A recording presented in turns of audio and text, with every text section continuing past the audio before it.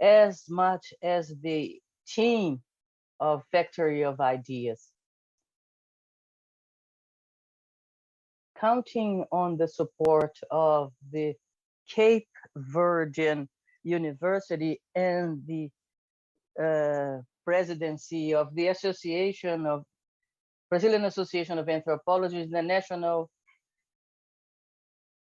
and the Brazilian Association of Political Sciences, and the Brazilian Association of Sociology. Thank you for these institutions for your support, and to all of you who have been involved in general. Thank you for being here as a part of this project and sharing your time with us. Thank you. I would like to inform that we need your presence. We are going to be attentive to the chat windows. So you should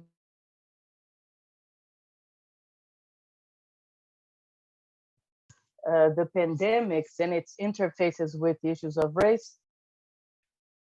The attendance lists are going to be available for 30 minutes after the closing of each section. And we are going to open up our first section, Inequalities, Pandemics, which is going to be introduced by Mauricio Barreto and Professor DzodziTsikata. Thank you for being here with us, and we welcome you, and we are thankful our planet is going through. Thank you. Good morning, everybody. It is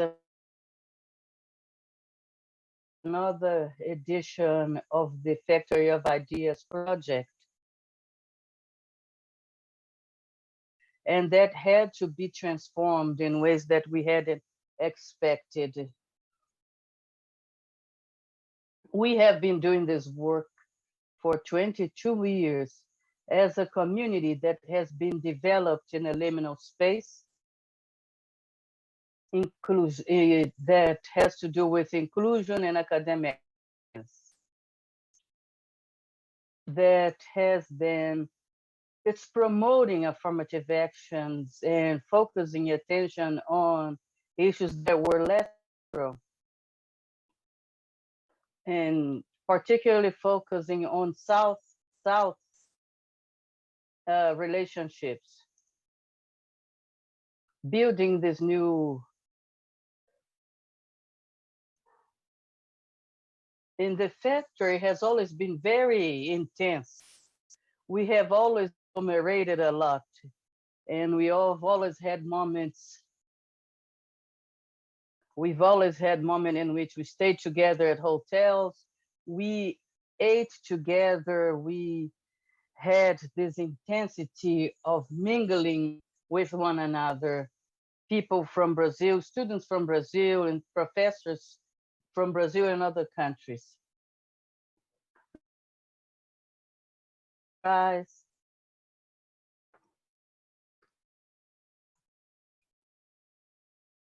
And we were unprepared. We were taken by surprise, and we were unprepared. With utopias and discourses and fake news of the pandemics, particularly the types of populisms that have been produced. I think that it's almost in a futuristic way, the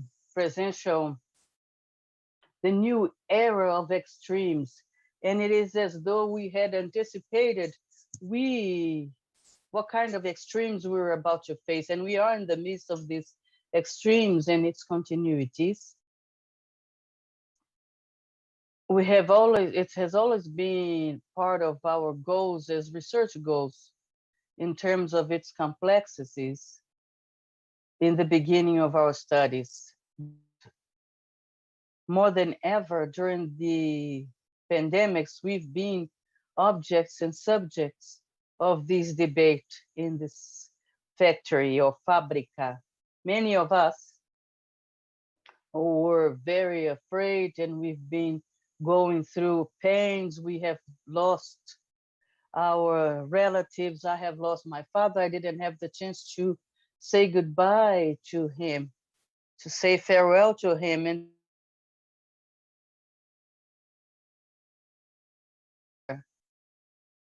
And then when we finally received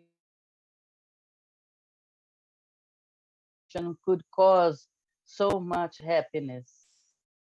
I have been vaccinated before, but never a vaccine has made me so happy. So we are dealing with these issues in ways that advance our issues. So I hope that the Fabrica is going to help us overcome this feeling of powerlessness and understand that during this first opening, these two very important, prominent researchers that have been working on a global vision in issues of old inequalities and new healthcare inequalities that the pandemics have advanced. And we have a new could possibly imagine that globalization that now, in terms of a right-wing populism by Trump, was basically an insult to have a globalization that who could ever imagine that globalization would be crashing in the face of the debate about vaccines? How who could have possibly imagined that vaccines would then be organizing or reorganizing geopolitics on a global scale? And who could possibly imagine that we would have a new vaccine revolt? In the beginning of the 20th century, in cold, illuminated cities such as Berlin, that recently Madrid, in the last elections, certain types of negationism, denialism, may allow for the victory of a negationist candidate. So this is a new moment, and I hope that the Fabrica will be able to contribute new terrain for debates. The Fabrica is a result of a partnership, old partnerships and new partnerships at the Federal University of Maranhão, Unicamp, and several colleagues at these institutions, and new partnerships with the Center of Excellence, African Multiple, the University of Bayreuth, Alemania, that has been providing us support and networks with African and Asian colleagues. So we hope to be able to overcome the technological challenges that characterizes our work. We don't have enough experience yet with with the digital humanities that the pandemics demand from all of us. We are going to have to improve tremendously. To conclude, I would like to thank the team, the technical team of this Agência 9, this young team that supports us. I would like to thank DzodziTsikata and Mauricio Barreto and all other lecturers that that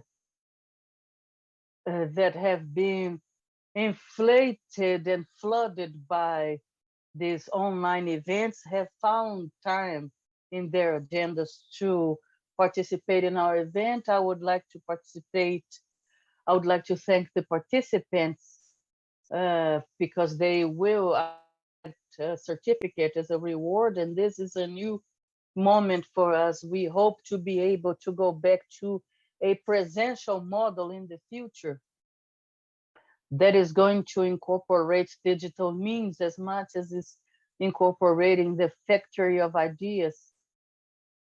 And we are going to launch an ebook based on in English and Portuguese based on the debates provided here. And we have the ideas, but we don't have the funding, but the funding will come later. And thank you, everybody. And it's a great pleasure to be here with you.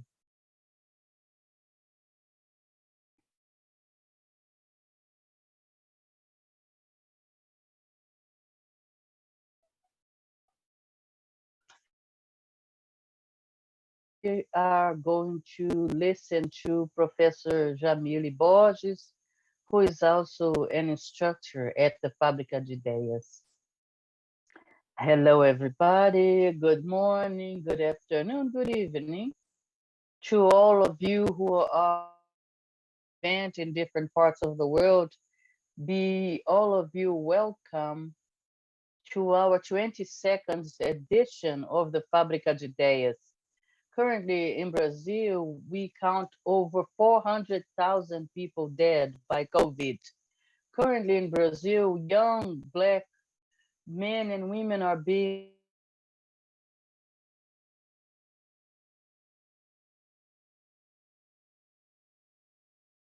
women, trans women are enduring all kinds of violences, while the other half sits down and watches it. Currently in Brazil, thousands of people won't be able to attend these activities because they don't have access to computers and electricity and basic sanitation. Currently in Brazil, thousands of people are starving. This is not an opening text that should discourage our audience. However, this is the scenario that we need to announce, though it might be a reality that is well known for or by most people. This is the scenario in which all of us professors, researchers, we have been produced, we have been able to work and published and producing research in spite of all the adversities. We've been strengthening partnerships, networks of cooperation. This is the scenario that we are facing on a daily basis, courageously, with determined awareness, but also a bit fearful. This is the scenario that is in all of our networks, social media and TV, in a year that is marked by death and losing the right to mourn for our dead. It seems like we can't be comforted or minimize our pain. The right that has already been described by Durkheim, which is the evil of civilization, and yet we move forward and we research and we provide solidarity networks, and then we share. We hope that during these days of the Fabrica, we will be able to gain new meanings and you are able to bring joy, hope, happiness in order to produce better days so that each one are a part of the network that we call it and fabricantes, and that our days may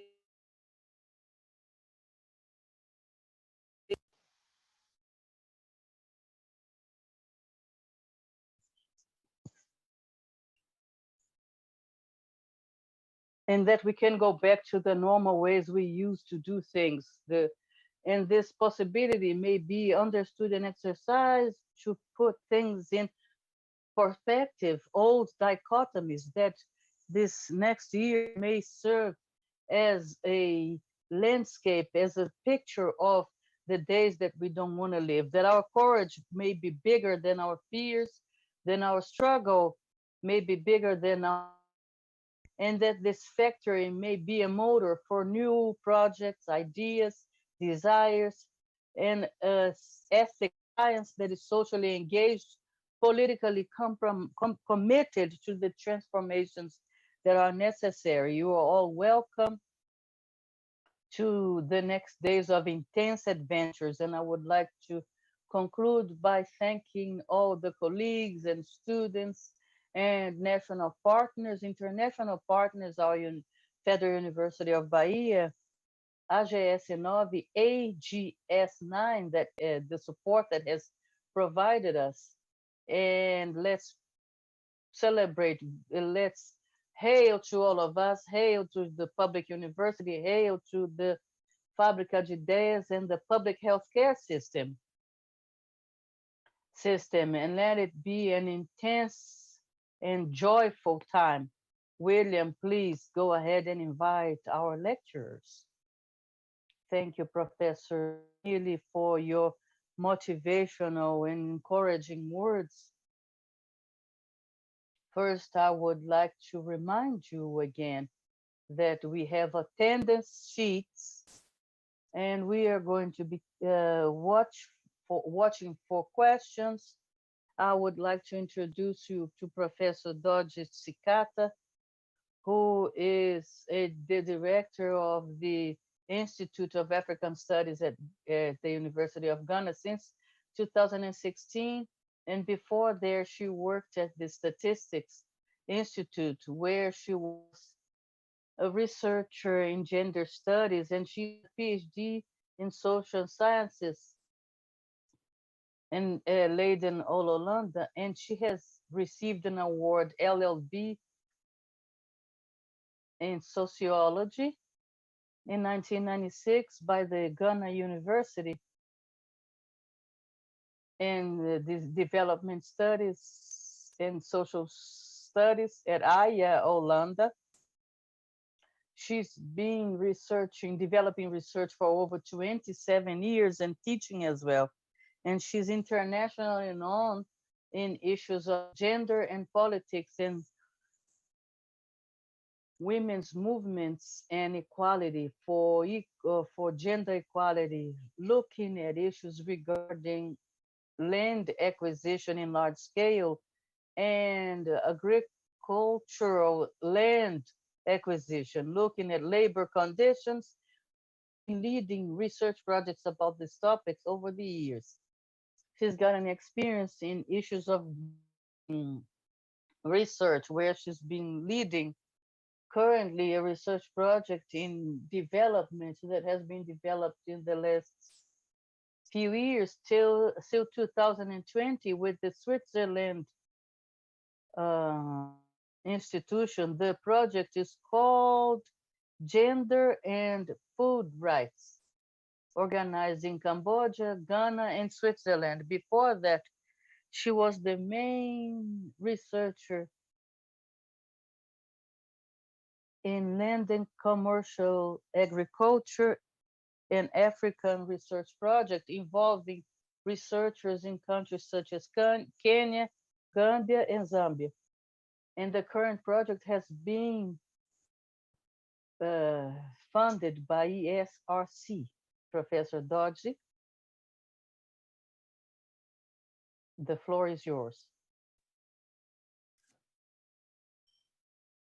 Thank you very much, William, for that kind introduction. And I'm really humbled and grateful to have been invited to join this 22-year-old institution and practice. If I sound tentative, I think it's because we are in uncertain times and we are learning something new each day about COVID-19 and where it can take us. For me, joining this school is particularly moving because Brazil has always been important in the African imagination as the home of the largest numbers of Black people outside Nigeria. And Bahia in particular is a place where we'd all like to visit one day before we leave this earth. So I still live in hope that I'll be able to come to this place and in person and learn more about the Africans who live on this side of the globe.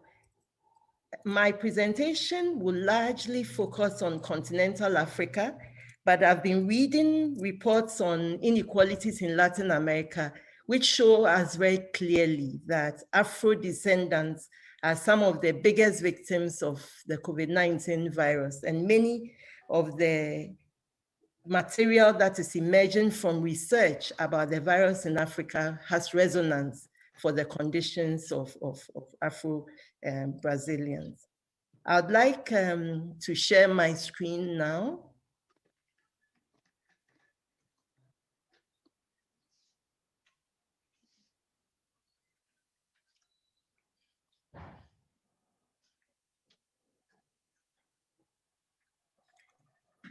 So in this, the 30 minutes I have, I would basically like to start with an introduction which highlights COVID as a moment of inequalities. Secondly, I'd like to share a little of what we've been learning from research about the effects of COVID and the responses to the pandemic. I also would like to reflect a little on what we do not know and what this implies for a future research agenda. Much of this presentation is based on sources which are published journal articles, policy reports, but especially great literature and unpublished research. Basically, COVID-19 has been described as the inequality pandemic in policy circles, and also among international CSOs, and also the UN. Writing a briefing paper published by Oxfam International, the authors said, and I'm quoting here, and you can see it on your screen, that the coronavirus pandemic has the potential to lead to an increase in inequality in almost every country at once. The first time this has happened since records began. The virus has exposed, fed off, and increased existing inequalities of wealth, gender, and race. Over 2 million people have died, and hundreds of individuals, hundreds of millions of people are being forced into poverty, while many of the richest individuals and corporations are thriving. Billionaire fortunes returned to their pre-pandemic highs in just 9 months, while recovery for the world's poorest people could take over a decade.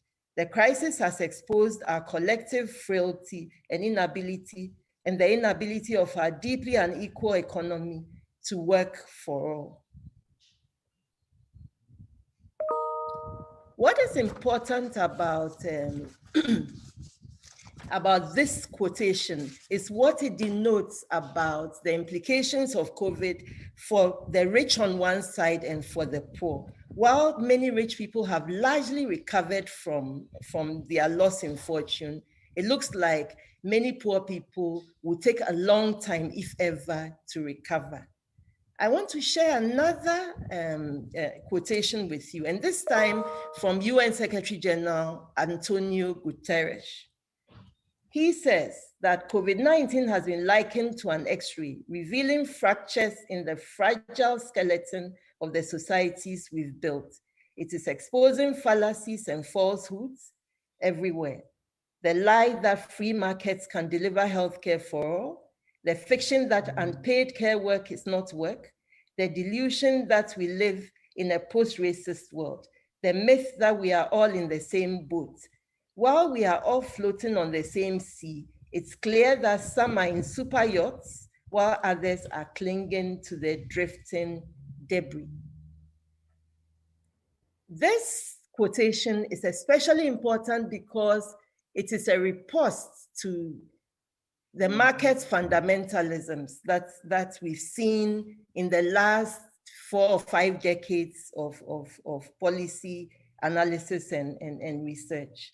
And it is a welcome departure from the early efforts of the WHO and the world leaders to describe COVID as a virus that was universal in effects on economies and societies. I just want to give you an example from Ghana about this thinking about COVID as universal trouble. So Ghana's finance minister, as early as in March 2020, when we basically did not know too much about COVID, said, "Mr. Speaker, its impacts affect every Ghanaian either directly or indirectly.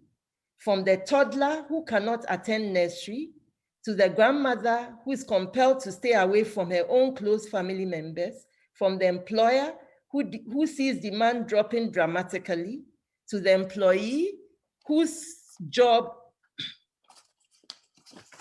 and income are at risk, from big companies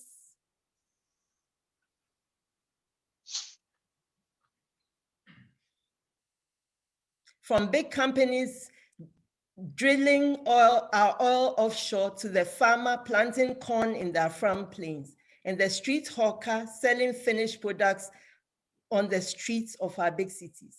The self-employed especially, the hairdresser, the barber, the carpenter, the trader, the builder, the dressmaker, the musician, the trotro or taxi driver, the kayaye, who are head porters in the marketplaces, are all already feeling the pinch from this global pandemic. Mr. Speaker, the virus does not discriminate. It is attacking big and small businesses, and they will be convalescing for, I believe, another 2 years unless our interventions are bold. COVID-19 is particularly damaging to SMEs because most of these businesses rely on social interaction like hotels, restaurants, drinking bars, shop bars, small retail shops, hairdressers, barbers, builders, musicians, taxi drivers, kayaye, and street hawkers.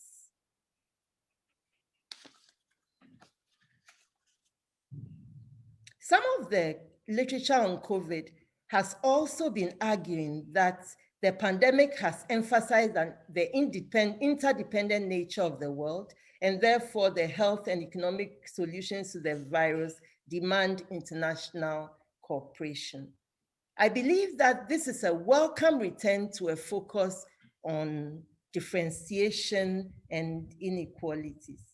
So, for example, a number of studies have decried the resurgence of populist nationalism, defining nationalism as seeking to turn states inwards, prioritizing national interests over global interests, and populism being defined as a political strategy built on division, pitting the people against the elites to consolidate power. Critics of populist nationalism have drawn attention to its anti-democratic orientation and its use of strategies such as attacks on health experts who are discredited as elitists, the rejection of inconvenient scientific advice, the violation of human rights, either directly or in effect, and the undermining of global health governance systems. Whilst this position about an interdependent world is correct, its strength lies more in its normativity than in a robust analysis of the implications of COVID-19, which point to a highly differentiated effects within countries, between countries, regions, and across the globe. The growing body of work on COVID-19, which is focusing on differentiation and inequalities, has returned us to the question of structural inequalities, has returned the question of structural inequalities to the center of research endeavor, something even the SDGs and the 2016-2018 global financial, food, and energy crisis were not able to do. While the question of structural inequalities are not yet influential in policy responses to COVID, which have tended to be short-term and palliative, there's a hope that the heightened focus on inequalities will bring research in line with the streets, where inequalities are being decried in demonstrations and other forms of resistance, such as non-compliance with COVID containment measures. Market women in some of the most overcrowded markets across Africa have been expressing their anger at having their livelihoods disrupted by a disease brought into Africa by the traveling classes. While formal workers such as myself can continue to work from home and to receive salaries, many of these essential workers in jobs such as cleaning, transportation, courier services, trading, storage, and care have no choice but to either starve or to continue to try to work under very difficult and harsh conditions, risking violence from law enforcement agencies. Their heightened sense of insecurity and injustice may provide the hope for a convergence among researchers, civil society, social movements, and policymakers about the need to address structural inequalities as critical for building resilient economies and societies for the next pandemic. It is an opportunity that we all need to seize if we want durable change. What have we learned so far? Yes, please. Yes.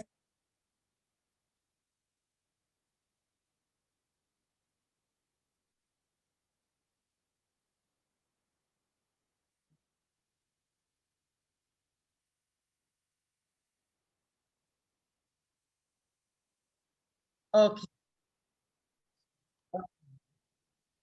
All right. I'm sorry. That's all right. What have we learned about COVID-19? I think one of the things we've learned about COVID-19 is the influence of the WHO and the Africa Center for Disease Control on the design of containment measures. Many African countries were prompt, proactive, and zealous in some cases in their responses to the COVID-19 outbreak. The same measures, social distancing, hand washing, and protective equipment, PPEs, lockdowns, and school closures have been used across Africa.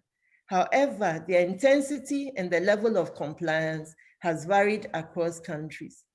The early dichotomy that was made between saving lives and the health imperatives on the one hand and economic factors on the other hand has now given way to a more nuanced understanding of the indivisibility of life and livelihoods. It is becoming clear that the long lockdowns and the closure of schools have been very costly in economic and social terms, particularly for the poor, and in some cases, these costs are being adjudged to have outweighed benefits by restive populations. In several countries, containment measures were implemented with scant attention for human rights and human dignity, in some cases resulting in human rights abuses, particularly in relation to curfews. Research from Rwanda, Kenya, Uganda, Nigeria, and Ghana attests to some of these problems. School closures have also been found to have been premature and too long, and damaging in accentuating inequalities in access to certain kinds of e-learning media, and depriving poor children of the benefits of school feeding programs, and also exacerbating female rates of attrition and teenage pregnancy. Land border closures were common to all countries, and they have proved damaging for food prices and food security and the livelihoods of small traders in the food business.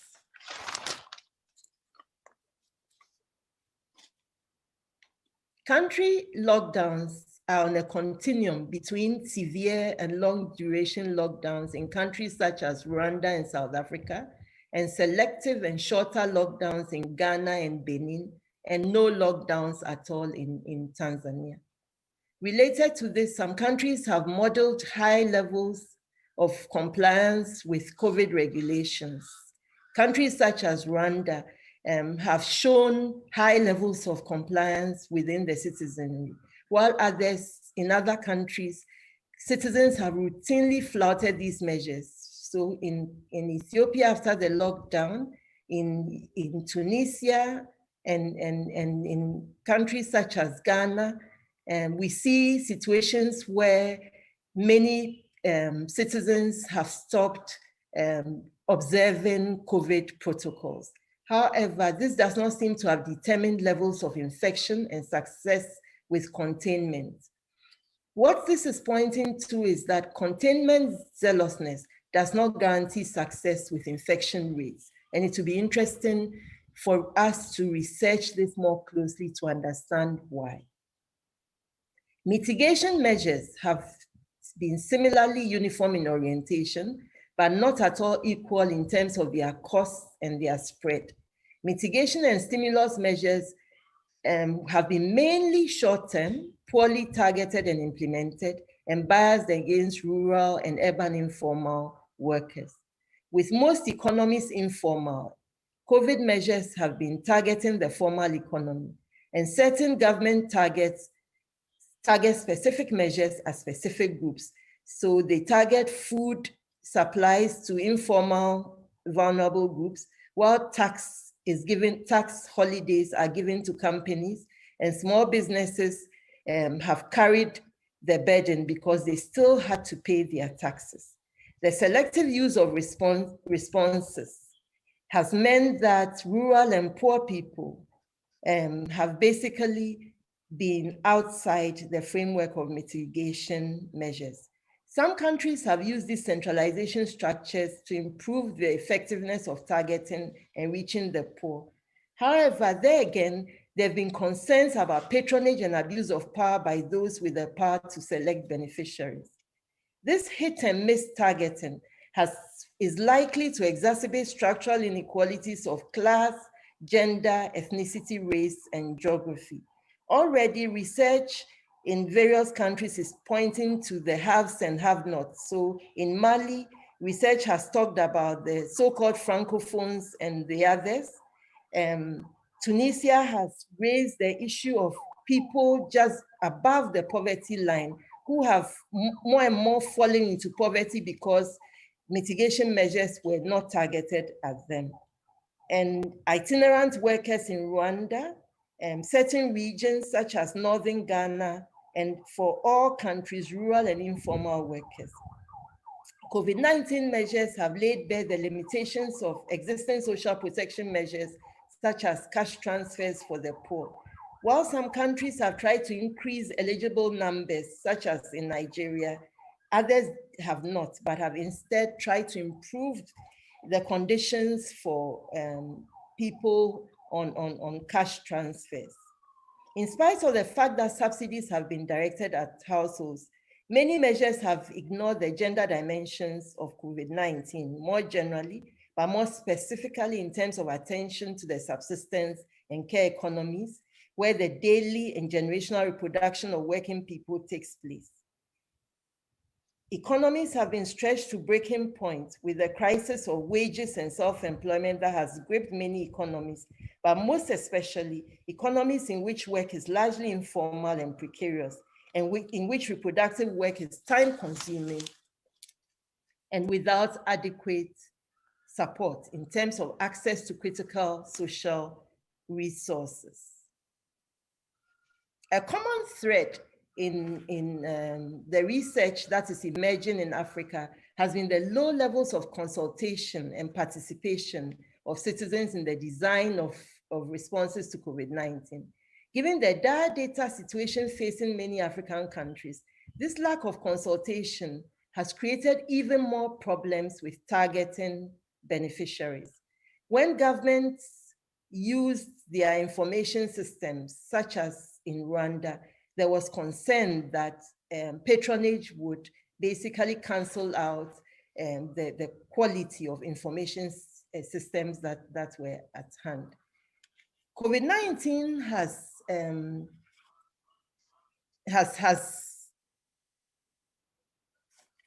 also resulted in some very exciting innovations in Africa. There are two kinds of innovations that are noteworthy. One type of innovation has been concerned with the specificities of certain country responses. So Benin, for example, introduced specific subsidies directed at artisans, while Ethiopia banned employee layoffs and made efforts to protect key commodity supply chains. The most exciting innovations involve the use of technology to promote the effectiveness of governance, and also local resource mobilization involving all levels of society. In Niger, we saw the renewal of systems of solidarity, agency, and resilience. And this is something which has occurred in many small countries across Africa. I think we are learning from all of these findings that country conditions are important to understanding the effects of state responses and the responses of citizens. For many African countries, COVID represents a crisis within a crisis. In Niger, in Burkina Faso, and Mozambique, these are countries facing Islamic insurgencies of different degrees of severity. Ethiopia was on the brink of civil war. Tunisia in the throes of political instability, unsettled since the Arab Spring. A decision to postpone elections to contain COVID has deepened instability and tension in several countries. In the case of Nigeria, the crisis was a long-standing distrust of government and police brutality. And at the height of COVID, it boiled over into a movement and a struggle to end military and police impunity. In Ghana, Uganda, Benin, and Niger, elections have heightened political tensions and partisanship and distrust for governments, with citizens expressing suspicion of government intentions about the pandemic. Government responses have fueled suspicion that they were designed to either carry favor with the electorate or score political points. And also, it was found that several governments were using COVID containment measures to squeeze the opposition from being able to do their work. Another lesson we've learned from all of the findings is that tackling poverty is not the same as tackling inequalities. Tackling inequalities requires measures that respond to the structural basis of inequalities and not immediate pandemic effects. So many countries identified urban areas as being the most affected and threw resources at them, utility subsidies, tax credits for health workers, and so on. Apart from the incorrect assumptions about how to reach the poorest of the poor, we find that in the application of these, in the choice and method of application of these measures, the poorest and the poor of the poor were actually excluded. Again, many of the measures were short-term. They ignored pre-existing inequalities in regions, in rural, inequalities between rural and urban areas, income inequalities, gender and disability. As a result, the beneficiaries of both economic and social protection measures were only a minuscule portion of those suffering dislocation, and the opportunity to address inequalities is fast being lost. Several worrying political trends which predated the pandemic are becoming even more entrenched. One of these is the decline of democracy, which has been characterized by 6 trends in the literature: the politicization of independent institutions, spreading disinformation, the amassing of executive power, quashing dissent, delegitimizing communities, and corrupting elections. In the analysis of the politics of the pandemic, it has been argued that these 6 trends are present in the rise of populist nationalism, which combines nationalism and populism, and vaccine nationalism and human rights violations, and so on and so forth. While populist leaders from across the world have been identified in the literature, it is noteworthy that many of these developments can be identified in responses of Africa's political leaders before and after the start of the pandemic. And this has been irrespective of whether they are classified as populist or not. A recent study of populists and their responses to the pandemic has classified them as cultural, socioeconomic, or anti-establishment in examining their responses to COVID, whether they downplayed it or were serious about it, and if they were serious, whether their responses were liberal or illiberal. These findings demonstrate that populists have been downplaying COVID. The populists who have been downplaying COVID belong to all 3 categories of populists. In terms of responses, it would seem that the cultural populists tended to take up illiberal responses. However, using such a schema is fraught because it does not sufficiently account for the context and for the leaders that are not classified as populists, but who are still engaged in some of the conducts being decried in the analysis. Secondly, this analysis focuses too much on individual leaders. After all, COVID nationalism has been a common response in the West. Cuba is one of the few countries which has been seriously practicing the internationalism and solidarity that is demanded in this period of pandemic. While we need to watch the decline of democracy, we should also attend to the inequalities that have made Africa so vulnerable, from the reduction in aid and the hoarding of vaccines at this critical time. I now want to turn my attention to what we do not know about the pandemic and what is neglected and what it implies for our research going forward. A year into the pandemic, which continues to unfold, there's still a lot we do not know about COVID and its arc. How will the third wave of COVID hit Africa and its peoples and economies? As we know, stimulus packages assumed a short and easily reversible pandemic shock. And this meant that structural systemic issues of inequalities and unsustainability have been ignored. And thus far, there are no clear policies for addressing this.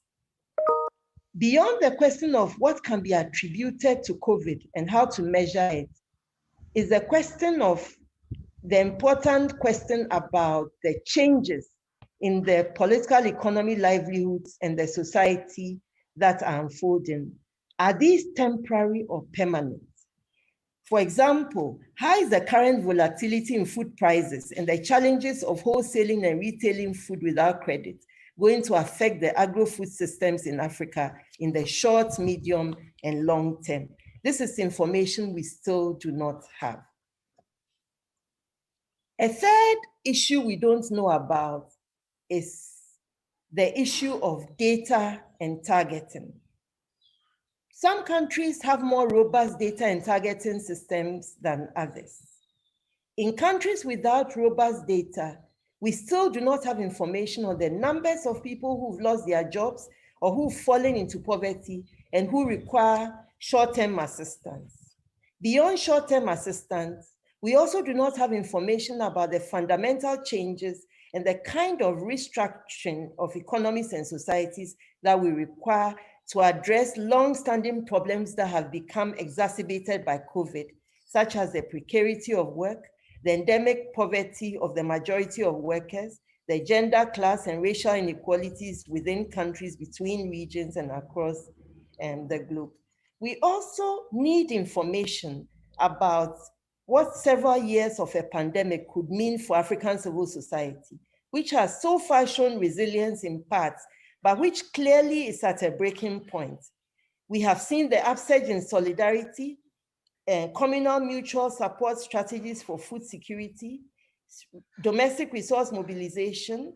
We also have seen increasingly angry demands for reform of authoritarian and corrupt states and the range of innovations emanating from civil society. These show that society is in a state of ferment and flux. We need fine-grained studies to enable a deeper understanding of COVID-19's implications for African societies. In conclusion, or in lieu of a conclusion, I'd like to note that there's much research being commissioned by the usual suspects to map the effects of COVID. This is an opportunity to examine some of the fundamental questions facing Africa, and also to examine the ways in which COVID is a threat to some of the long-standing issues that Africa is grappling with: the inequalities, the need for structural transformation, the democratic failures, the lack of expansion of innovations, community responses and struggles, and the methods of Africa's new social movements. It is also an opportunity to examine strategies for Africa's transformation that before the pandemic were considered utopian. Increasingly, there are discussions about policies which before COVID would have been seen as heresy, and researchers such as ourselves need to take this as an opportunity to begin to ask fundamental questions. Secondly, we need research that interrogates some of the findings that research which has been hurriedly done, but which can become influential in policy circles is finding.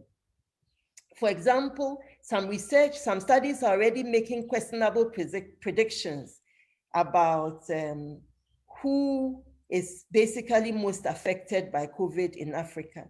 So a study on Africa and structural transformation in COVID times is arguing that the people who are going to experience the largest increases in poverty are mostly urban informal workers and not rural dwellers. It is these kinds of findings that have justified the neglect of rural areas in COVID-19 responses. And these will exacerbate rural-urban inequalities if we do not study them more closely.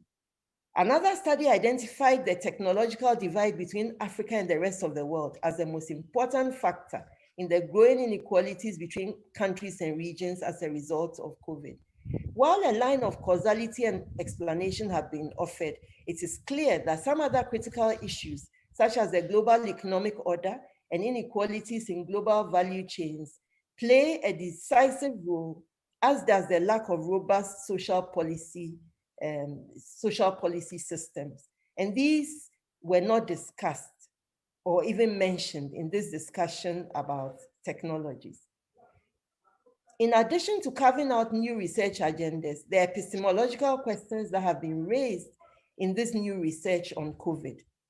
Obingodum, for example, has suggested that existing analysis that frame Africa as needy of global help should change, because it is Africa, with its experiences of economics, the economics of inequality, pandemics, and recovery, that can teach the rest of the world key lessons, and by implication, different ways of knowing.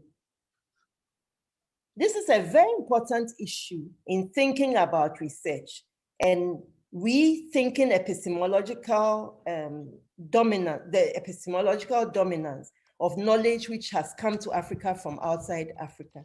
This is a moment where reversing the gaze means that Africa is in a position to offer big ideas about how the world can respond in a more robust manner to COVID. As a commentator on these matters has noted, the pandemic began less than a year ago, but the failures of the response have been years in the making and will be felt for years to come. This is a challenge we face as researchers, and I hope that we can seize it in fashioning out new research agendas in the future. I thank you very much.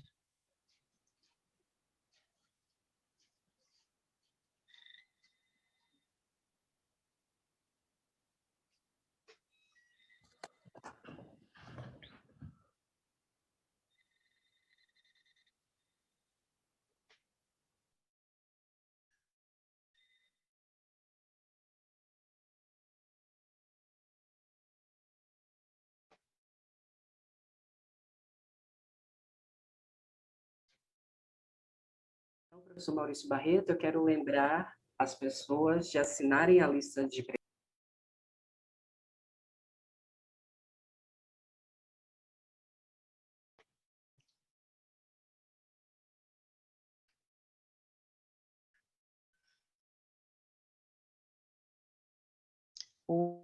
Professor Mauricio Barreto, who is a physician and a master of community health, and he's got a PhD in epidemiology. He's an emeritus professor at the Federal University of Bahia, and since 2014, he's been a researcher at the Federal University of Bahia. His research encompasses several topics in terms of what are the social and environmental determinants of health, inequalities in health, the impact of, and in the causal explanations of health, and integration of social and biological means in order to understand the overview of health. He's been a counsel at the Latin American Epidemiology in 2008, and he's the vice president of Hassell. At the moment, he's the Lancet editorial consultant for epidemiology since '97, and emerging teams in epidemiology since 2003. Between March in 2008 and 2011, he's been the chief editor of the epidemiology journal, and he's been part of he has received the World Academic of Science. He's a researcher 1A at CNPq and the Lancet School of Hygiene. Thank you, Professor Mauricio, and thank you for being here. Thank you, William, for your words, for your kind words. It's a pleasure for me to be here invited for this debate. As a professor, I am enthusiastic about the notion of participating at this event, a factory of ideas, and I'm going to try to contribute to this debate as a physician. It is a general production of social scientists. My training as an epidemiologist, and with that, I am here to stimulate ideas, and in my presentation, I had a structure of presentation in order to pass along to the public the notions and the arguments about the importance of this theme of inequality, health inequalities in its origins and its foundations, which is different from, a bit different in terms of how it relates with the knowledge, the sociological and anthropological and economic knowledge. And then I would like to thank Professor Dodge for her presentation, because her ideas are fantastic. It was a great presentation, and we did not coordinate our presentations, but I think that what I'm going to present here, I'm going to use her presentation in order to save time for my own arguments. Then I would like to start. Let me provide you with a brief history of how the notion of the inequalities evolved in the field of health, so that when it comes to the issue of inequalities and the whole problem of COVID, and I also talk about Brazil, which is in some ways the closest world that I see more directly. As I stated, the issue of research is very dear for us, and there is an immense interest in terms of its reflects in the healthcare field, because before anything else, when it's opened, when it's presented and connected to health, there is an immense relationship. The structures of inequalities in a society is going to be immediately reflected in the structures of health issues in the same society. Every time we analyze this empirical data, be it in countries or comparing individuals within one country, this stratification, social stratification, is linked to the stratification that is directly linked to a particular society. So this link, this direct link between inequalities and health, is that it has attracted, of course, debate within the health sciences, and it's an evolution of ideas that starts actually in the 19th century at least. And I wanted to talk a bit about this history of how this has evolved, and of course, put these ideas for debate. The history of inequalities has an origin that is still in an era in which research in healthcare was pre-scientific, in the sense that all the modern biomedicine and biological explanations has not been offered yet. The main notion that healthcare issues or health issues were caused by miasmas, the notion, there was this notion of germs, though some thinkers were thinking about these issues, but the dominant idea is that the disease was transmitted and occurred in light of miasmas. So in this context, that's when the first thinkers about inequality are presented. And then you have fascinating works. In France, we have a researcher, Villermé, who was an economist in the 19th century that studies Paris demonstrates clearly that the conditions and the healthcare problems in Paris, in neighborhoods in Paris, that they were different and they were linked to issues of the population that lived in these neighborhoods. So this is a reading. It's fascinating because in the 19th century, it already demonstrated these differences and these relationship. These studies in Germany, pathologist Bischoff, that was famous, Bischoff already related these problems in epidemics and these abnormal occurrence in health in Germany with the conditions under which populations lived. Some famous analysis that is in the 19th century that is produced in investigating Tifo outbreak. And he produces a report of these observations that is memorable in expressing already then the profound relationship between the conditions under which populations lived and health.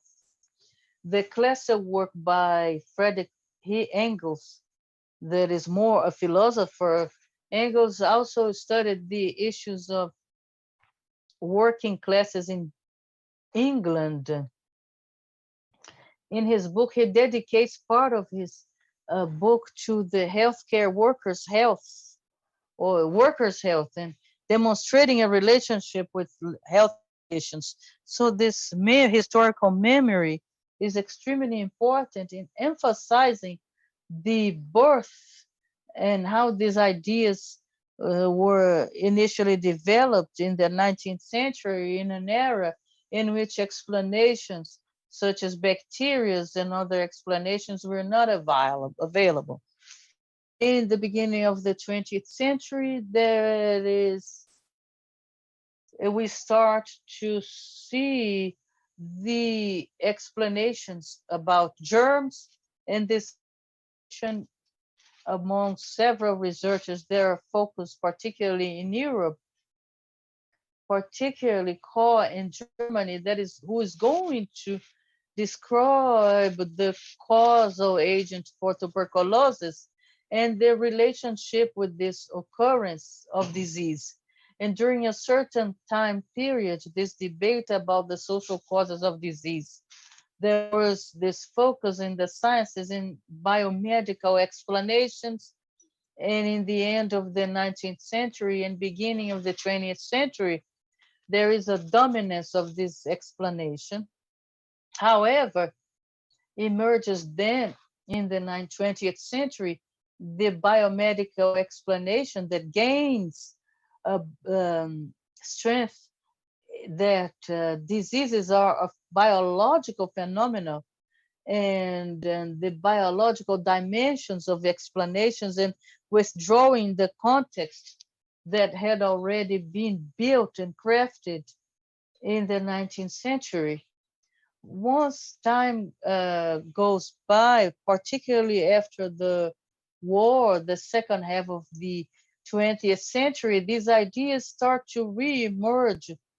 And I would mention that in this new scientific context, no longer a miasmatic process in which people understood infectious diseases, and then emerged issues about debates about chronic diseases that were not caused by infections. And at that time, the explanations about these diseases started to be presented, such as cancers and other healthcare issues, and the explanations then start in terms of more scientific basis for the second half of the 20th century. And then some epidemiologists, social epidemiologists, and healthcare professionals start to look for answers for these phenomena, and they start to observe that inequalities continue to be prominent even for chronic disease. And then important thinkers that I would like to cite: John Hassell, a South African, a man who an anti-apartheid activist, a physician, a professor in one university at South Africa, and he's banished from South Africa and travels to the United States, and he starts to develop many of these ideas. A very original thinker that starts to develop ideas about how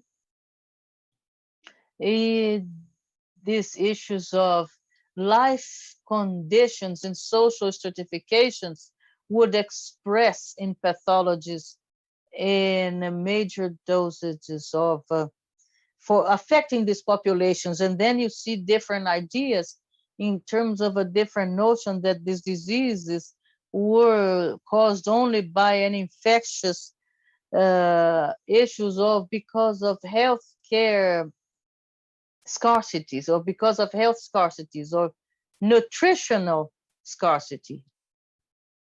And then other thinkers came: Marmot in England, Krieger in the United States, Jamie Breyer in Latin America, in Ecuador.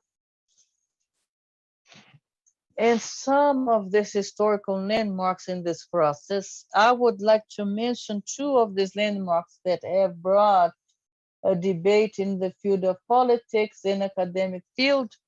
One was the Black Report. The Black Report was a document that emerged, that was published in 1980 by a committee named by the English Parliament in previous years, and that was coordinated by a physician that was, whose last name was Black, and then it was named the Black Report.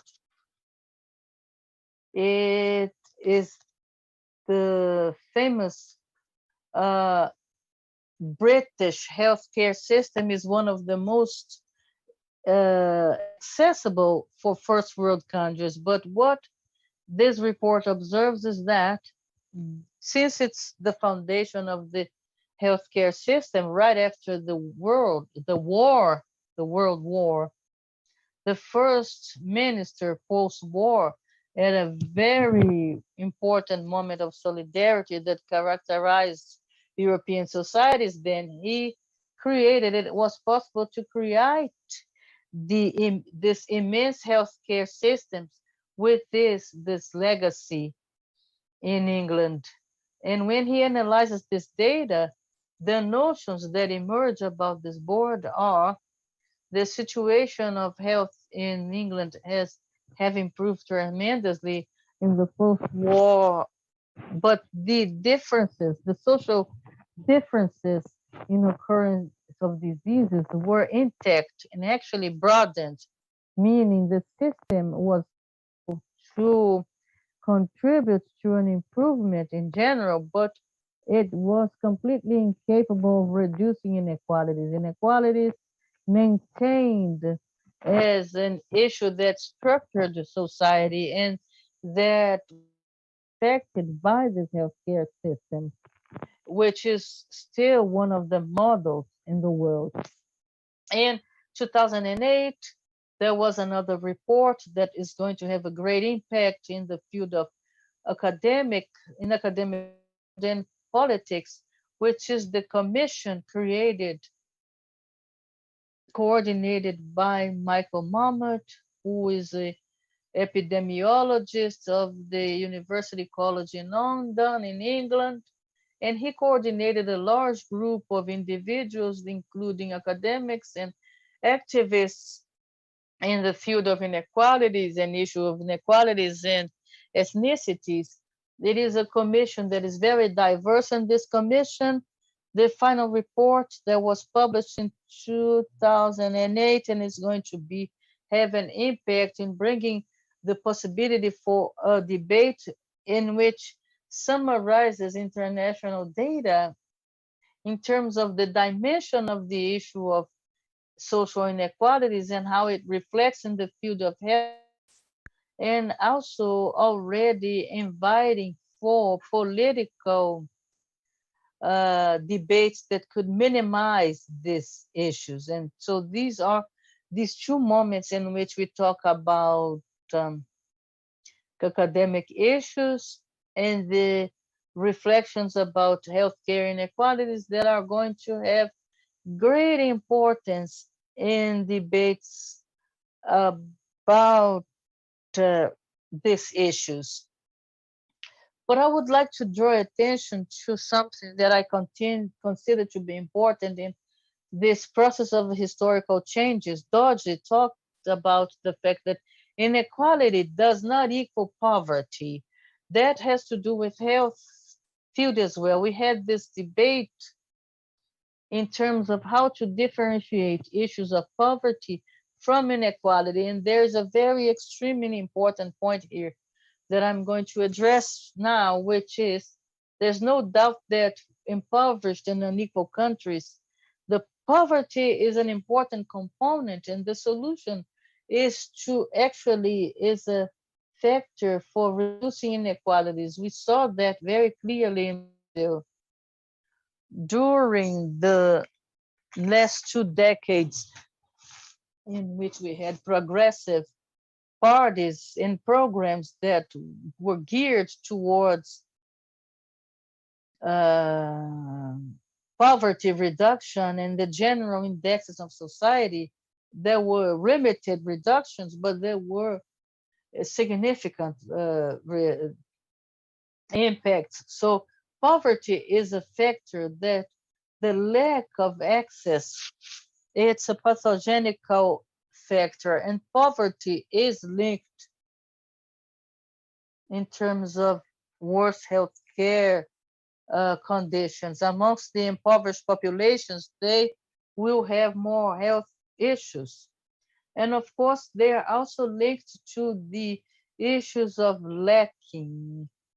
So impoverished people have no access to water, and therefore they are more susceptible to issues of certain health issues. Cholera, for example, there's been a pandemic and it's stricken the most impoverished populations, and they continue to do so because they don't have the necessary protection that is common in more enriched populations, which is access to water in their environments and potable water, treated water that protects against the transmission of cholera, hunger, and poverty. In unequal societies, they are marked by poverty, are hungry. There is a lot of famish because there's no food available. But then when their chronic diseases emerge, these inequalities are observed even in societies in which these issues were not common then. There was no inequalities existed, but poverty was not an issue. That has demanded new explanations that are going to link these studies of inequality with biological processes. And that's when we have the works, the original work of John Hassell. They are going to rethink the problem of inequalities in this new context of occurrence of diseases in which not only the lacks and poverty provided explanation, but even in societies that in which there were no needs, dire needs, inequalities also would be expressed.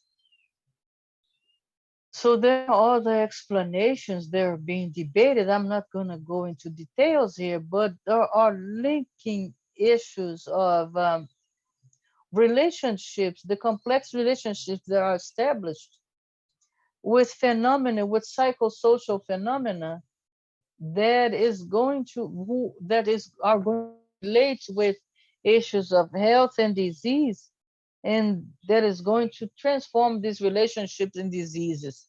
So this is a very large field for exploration, but it's going to open up possibilities of exploring all these issues of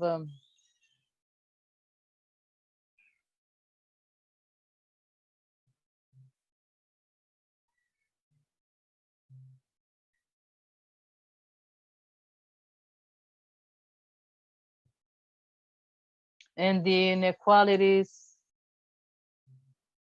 of relationships. They are not going to be expressed immediately expressed in nutritional needs or the possibility of exposing individuals to the circumstances. So this body of explanation that for us in a country that is in development, impoverished countries or in developing countries in which there is poverty and inequalities, these two explanations are mixed up. And there is a need to clarify these issues. And of course, in helping us understand complex phenomena such as the ones occurring at the moment with this COVID-19 pandemic. The first notion, and then I go into the issue of COVID, complementing some of these issues. The initial notion is that COVID has, as incredible as it might be, as human beings, we have developed several resources to protect ourselves. And so in health, we have, for example, potable water. We know that it protects against a number of things. So it's impossible then to have the type of cholera pandemic that has occurred in the 19th century, affecting several countries that have been affected by cholera, something that is no longer going to happen here. But we now have an epidemic of air, then has air is more or less democratic element, and we don't have no clear barrier, and because we need to breathe, except if we. So the notion then is that COVID was democratic, that was going to spread all over, and it has still this capacity of spread. What occurred, the White House, for example, what happened within the White House, the president was a victim of the COVID as much as a 19th century president was a victim of typhoid fever. It was possible then currently for a president then to be infected. So there's this notion of democracy, but I would like to start to think about the histories of pandemics. And one of the most recent ones has to do with the beginning of the 19th century. This immense pandemics that is very debated.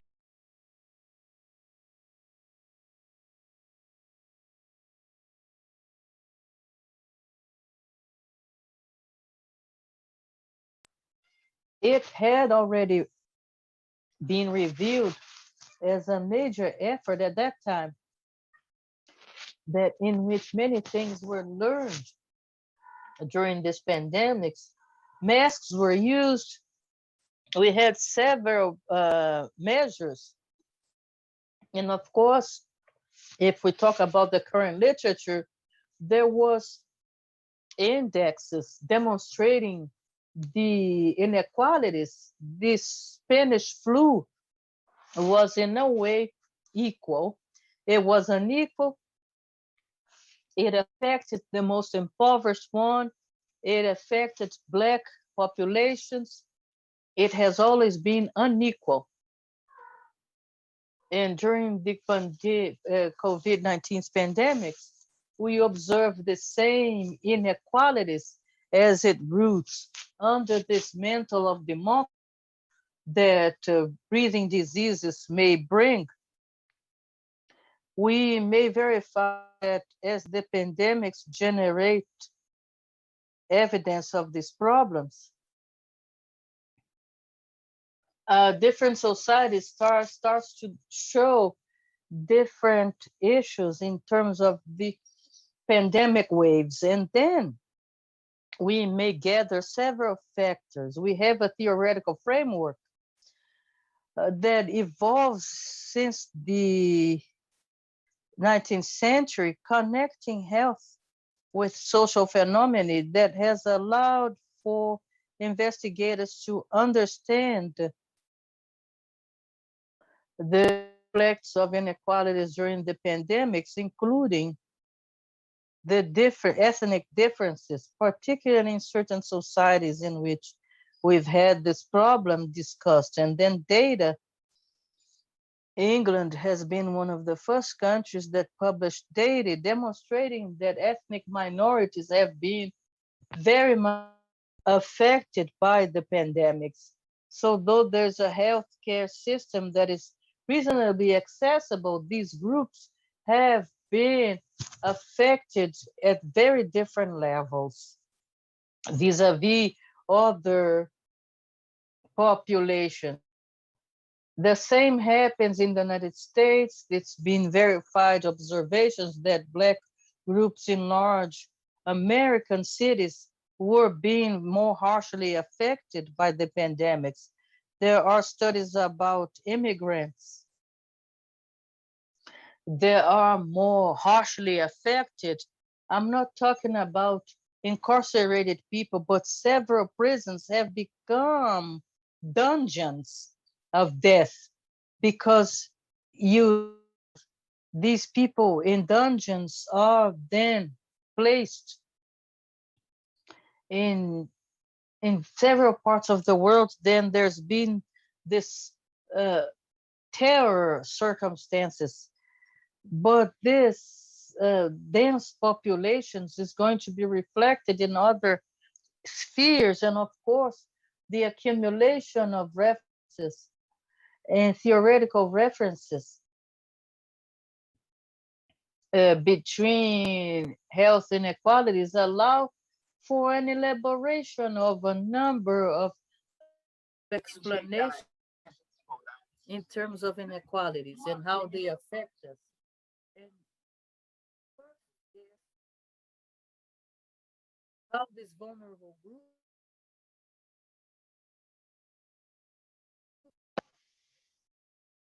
in terms of the favelas, Brazilian favelas, and Latin America favelas, the population densities and inhabitances, these are places that are ideal for an intense transmission of a breathing virus, a virus.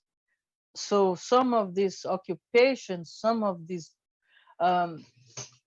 professional categories, such as healthcare professionals, are exposed, and there are studies that demonstrate these social groups, such as nurses, they are the most exposed because in many places this protection equipment was limited. So healthcare professionals, high-ranking professionals were wearing the best protection, and the lower-ranking employees were more exposed. Vulnerability is a difference. Our bodies, they generate a capacity to protect us.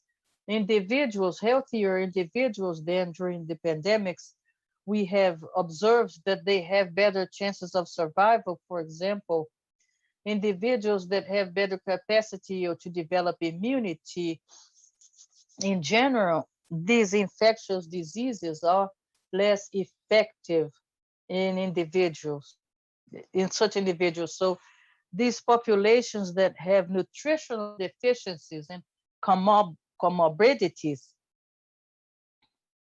the pandemics then were more frequent in terms of morbidities, hypertension, high blood pressure, diabetes. So these diseases are also more frequent in less privileged populations. There are differences in terms of the consequences of these diseases, not only in terms of individual resistance, but also access to healthcare. And in some spaces, access is extremely unequal.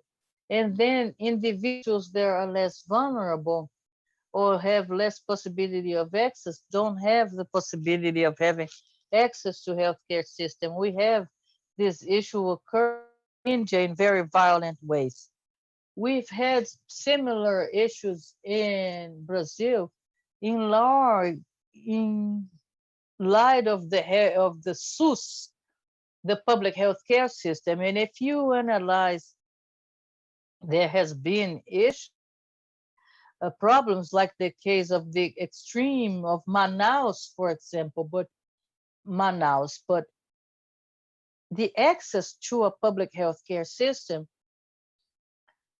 people were protected by the existence of this SUS, a public health care system that has in some ways provided a possibility of, and people who have been antagonic to the system want to destroy the system and the different social consequences of the pandemic. It has social consequences.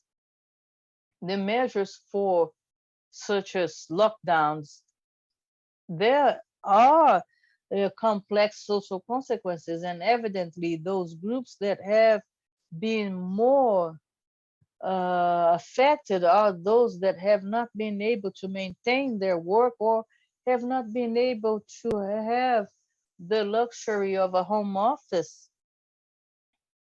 They had no access to Wi-Fi, they had no access in their homes, and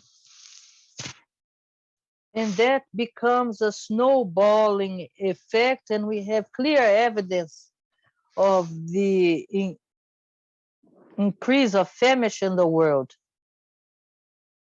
Brazil had in some ways addressed this issue. There are signals that in Brazil there is an increase of endemic hunger.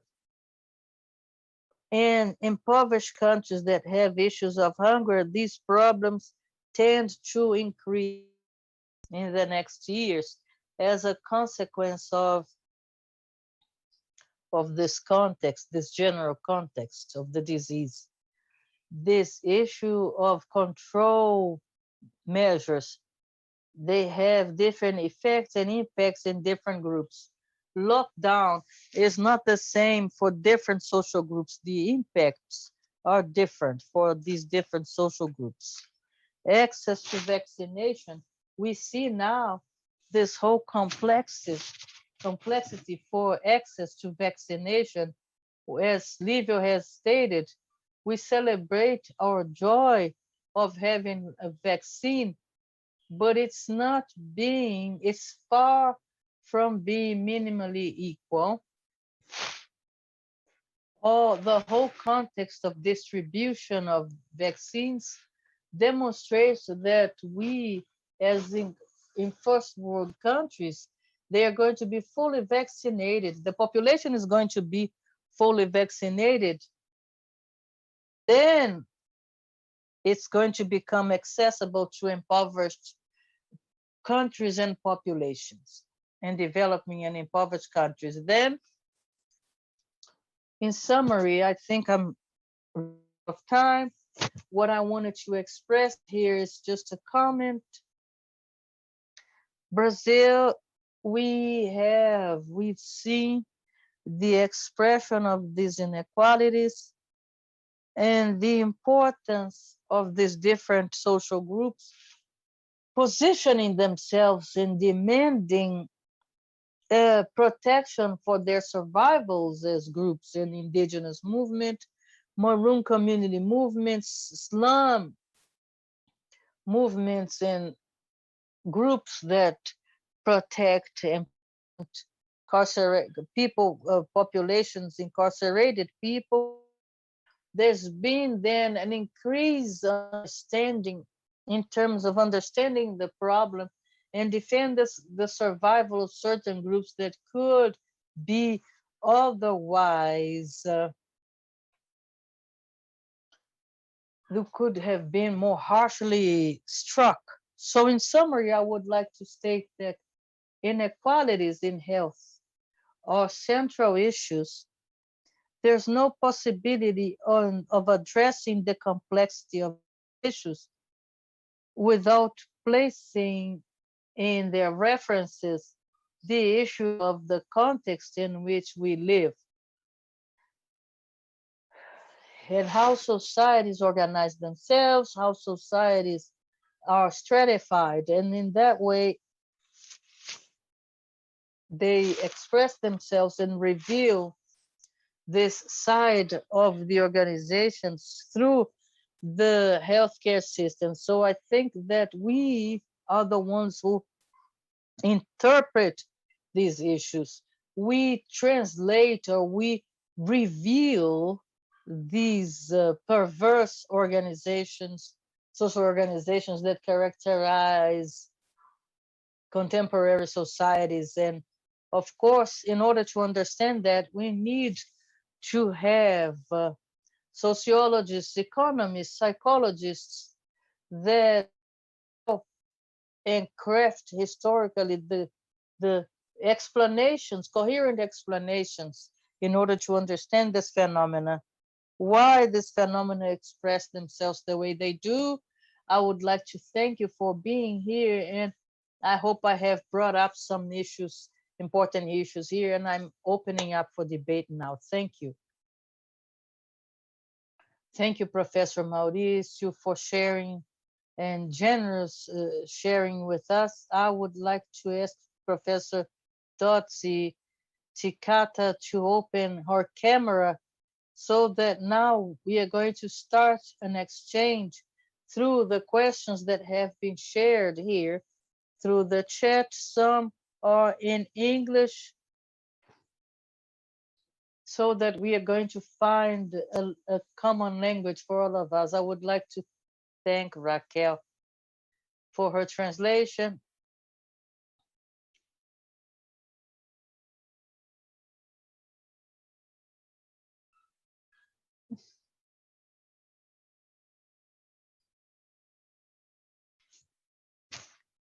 So the questions,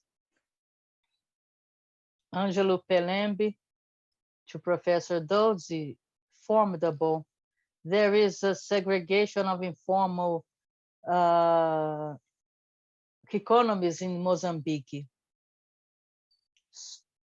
in which there is no, sorry, he's having problems understanding the formulation of the question. Are you seeking to understand the fact that these sources that are not taxable?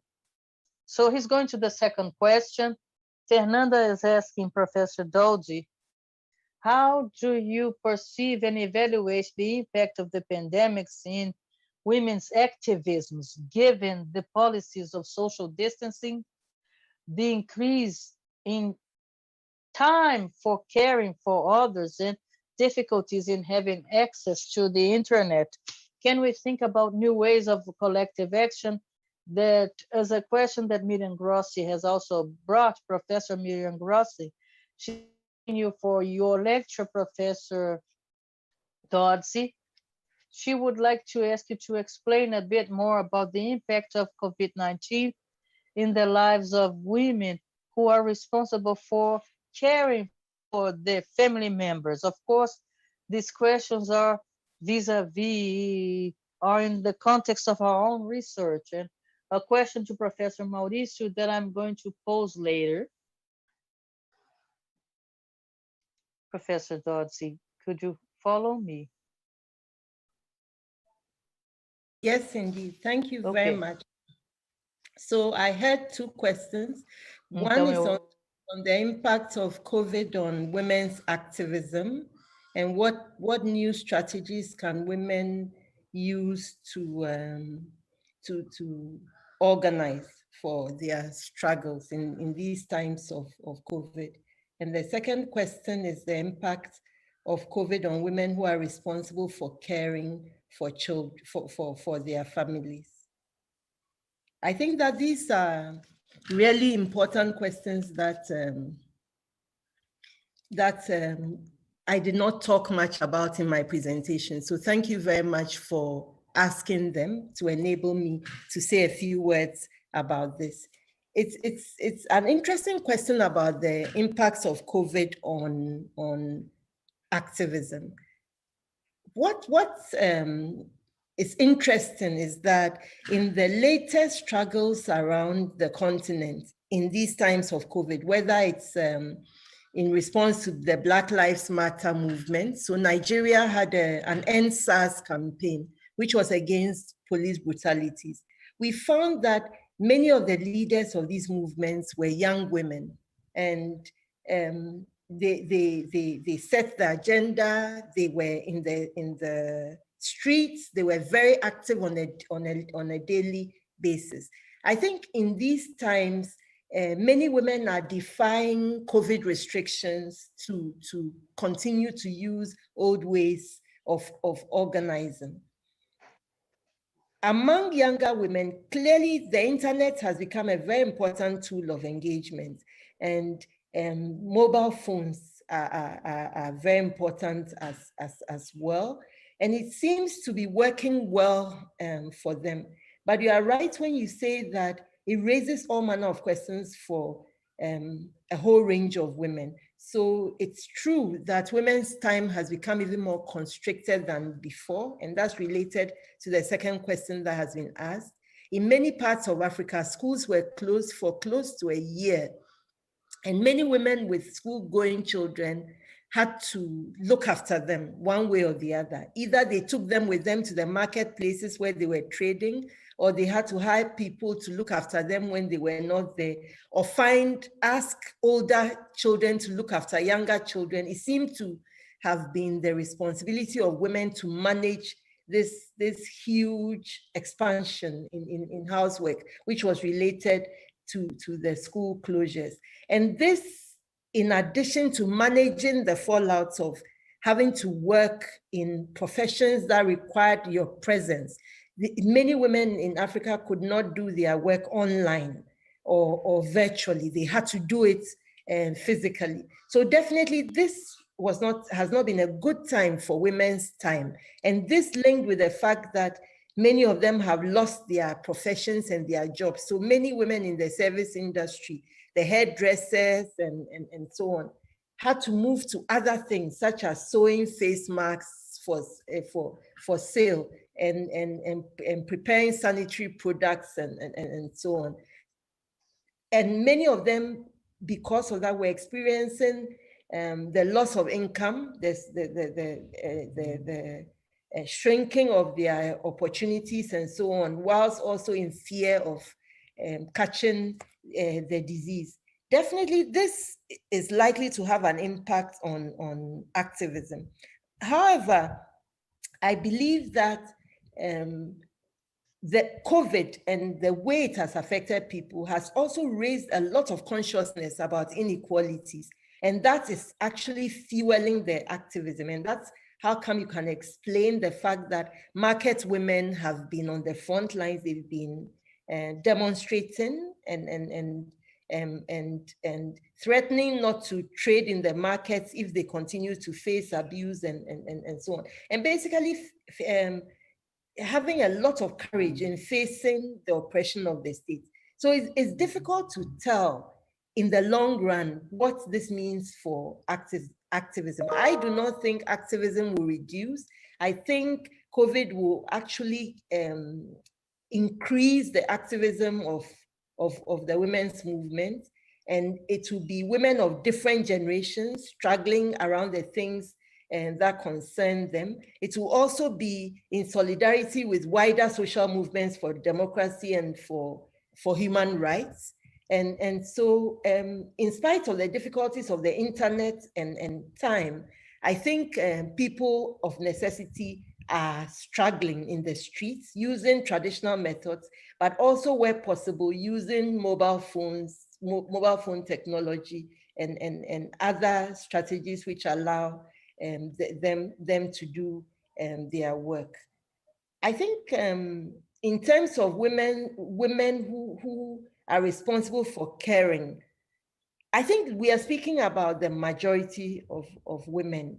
and it cuts across generations. So as I've been saying, younger girls and younger women are having to help to care for their siblings, and women are having to care for children and even help them with their homework. And this is for a population of women who are not that highly educated. And so many of them do not have the kinds of skills that will allow them to teach their children. Even some women who are highly educated are not able to teach mathematics or some particular subjects to their children. And so this is a form of stress. But what is even more problematic is what it reveals about the poor quality of housing in many of our countries.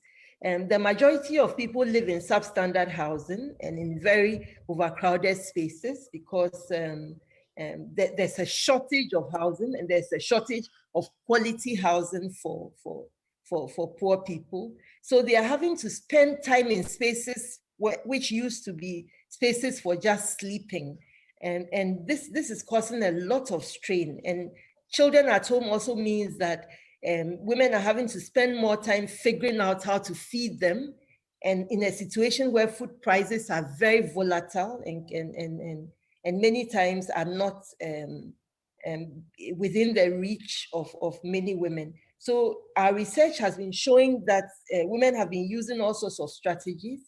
They've been working communally in certain countries, such as South Africa, to feed families. They've reduced the number of meals they eat. They've reduced the quantity of food that's on the table, and so on. And this affects also women who are responsible for food, for retailing food. They too are facing the challenges of the volatility in food prices. And this is really a very serious problem for many households. In terms of the burden of disease, we know that the disease has been affecting more men than women. Across Africa, statistics have shown that many of those who've caught the virus are men. And clearly, given the challenges with the health system, many more women are having to care for sick people at home. And this is also another source of strain. So this area of social reproduction is really a huge challenge. And I'm hoping that we will see more studies about the effects on women's work and also on the social reproduction of households and what it also means for gender relations. Because it is not clear in the literature that we see that men are stepping up to the plate of sharing the increase in housework. Thank you very much.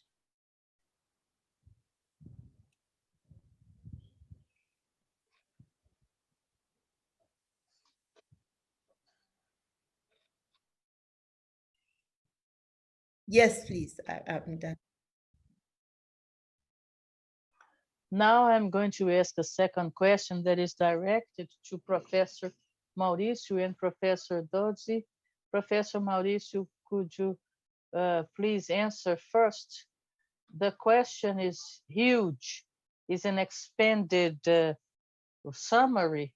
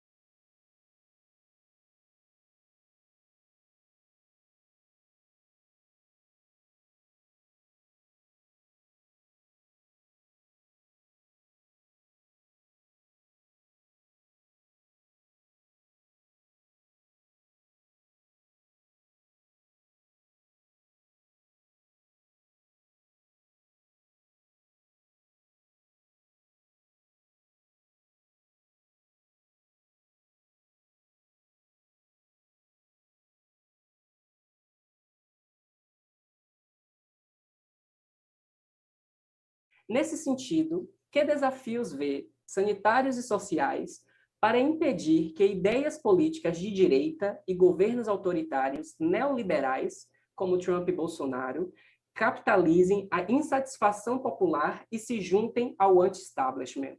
Júlia, só queria pontuar aqui que o governo Bolsonaro não é neoliberal, é alguma coisa que a gente não sabe definir ainda, é um sintoma esquisito. Mas a pergunta é essa: quais são os desafios sanitários e sociais para impedir que essas ideias capitalizem a insatisfação popular e se juntem ao anti-establishment?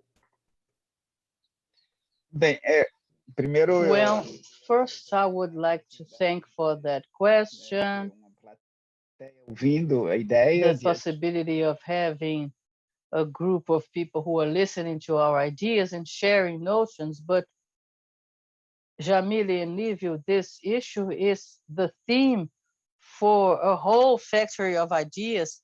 So my first suggestion would be that this question should be a topic for our next year.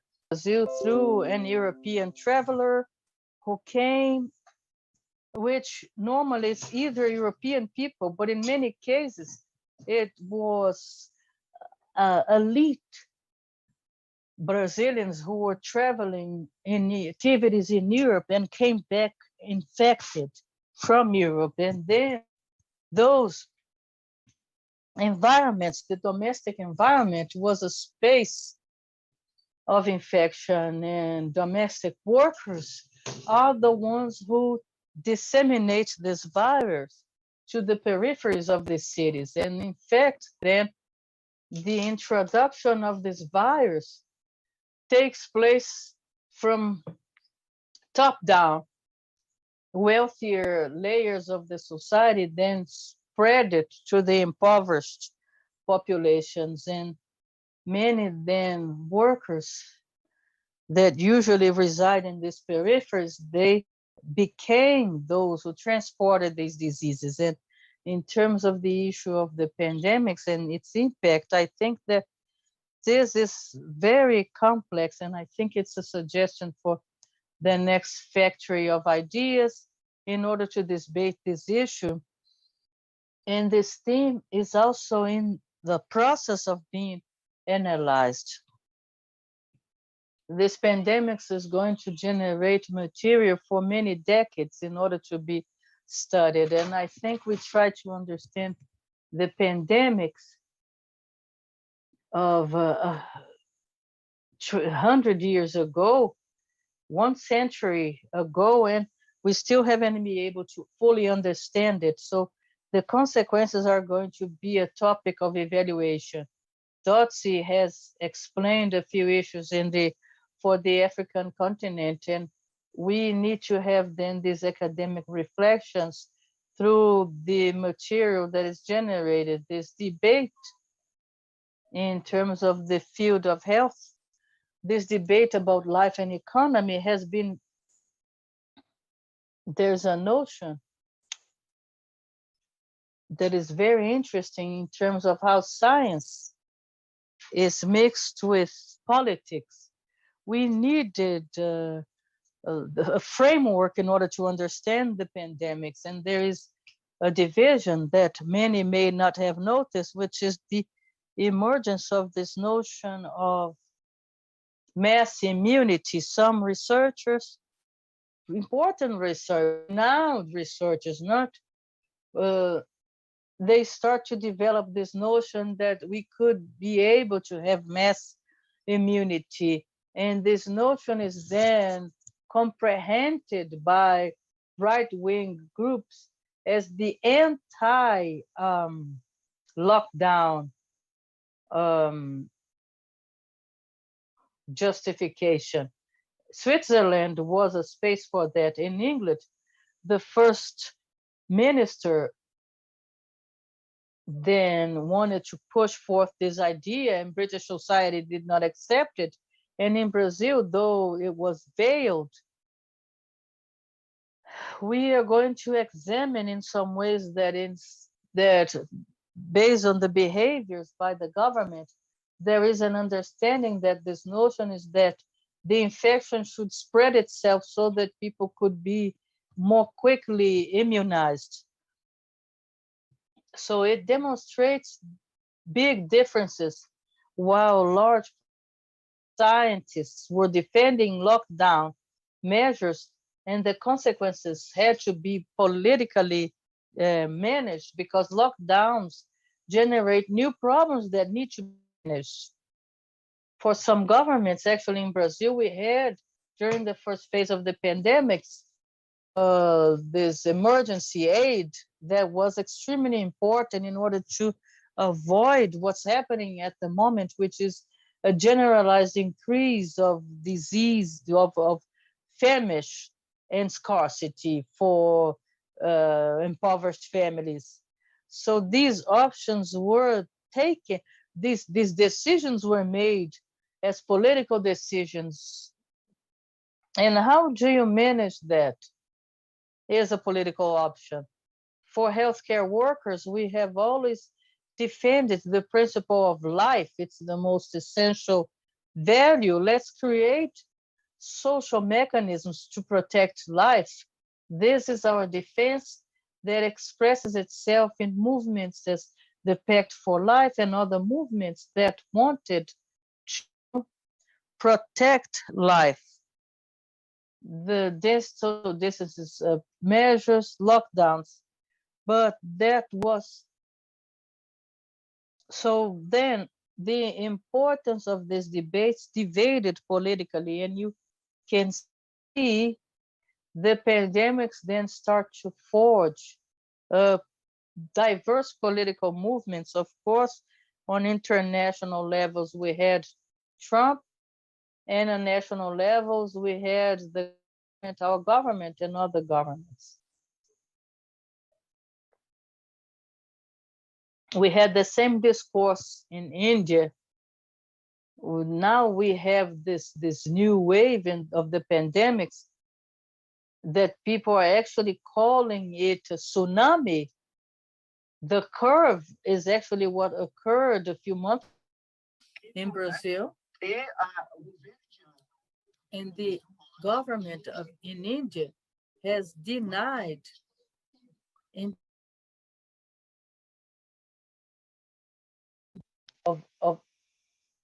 of like Trump, but it has its origins in the scientific world.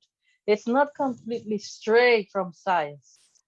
It was backed up by renowned scientists that backed up this herd immunity notion. So since the beginning, it continues to be this impulse between life and politics. I think that we in several movements are defending life. And life is to defend that groups survive the pandemics. We need to survive this pandemic. It is an international crisis. It's nothing easy and peaceful, but we needed to unite ourselves in order to protect life. And none of the theories was this herd immunity theories that people would then, some people die, but life goes on, that we would have economic running back to normal, if you will. So it demonstrates that defending life and maintaining the protection of individuals and defending the economy, societies were quicker, the ones that recovered their economy the most. There are some analysis in the pandemics in 1920 of the Spanish flu. The historical analysis demonstrate that in our pandemics, while it still is in process, but the impression is that this balance was important to maintain, to protect life, to protect the economy, and in order to react to these consequences. So I think these are important considerations. Protection of social groups. You saw here in Brazil, for example, the pressure for Congress, for National Congress have approved our last year the emergency aid of 600 reais. It's a very small amount of money, far from answering to all necessities, and it was fundamental for maintaining society functioning during the pandemics. And this has happened now, and some social groups have been victimized by so forbidding water to indigenous tribes so that the state could fund potable water. So all of this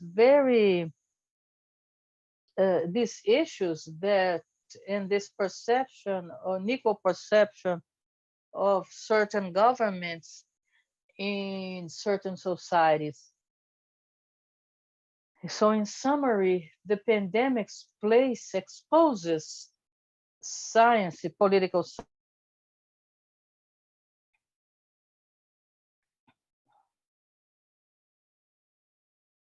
I think that's the clearest term to define that. And from the academic standpoint, it needs to be fully analyzed. In terms of political impacts, I think that why wouldn't have the ability to answer?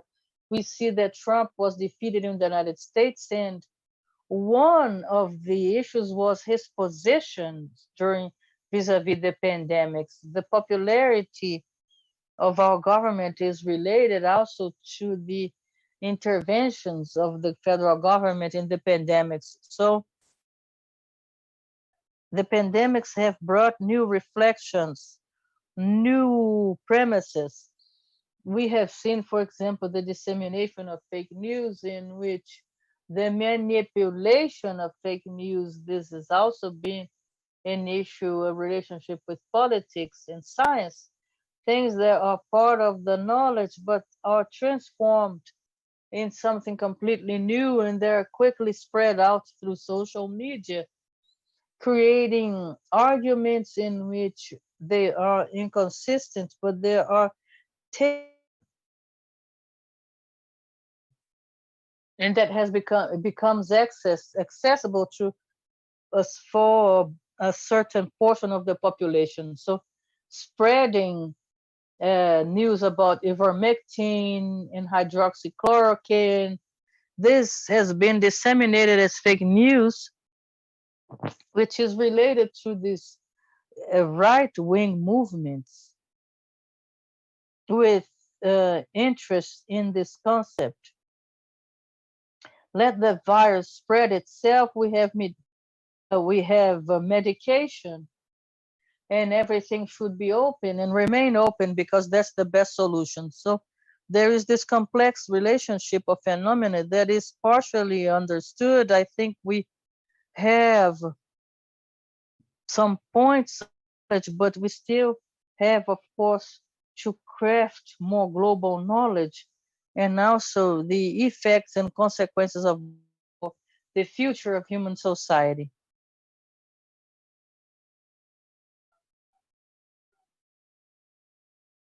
What is your perception?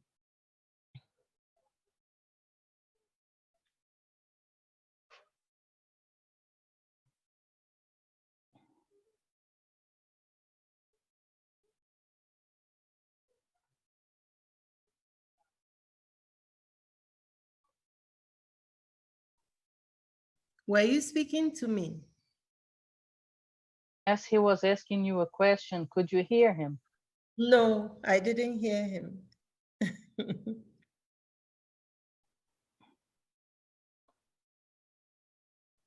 Can you hear him now? Yes.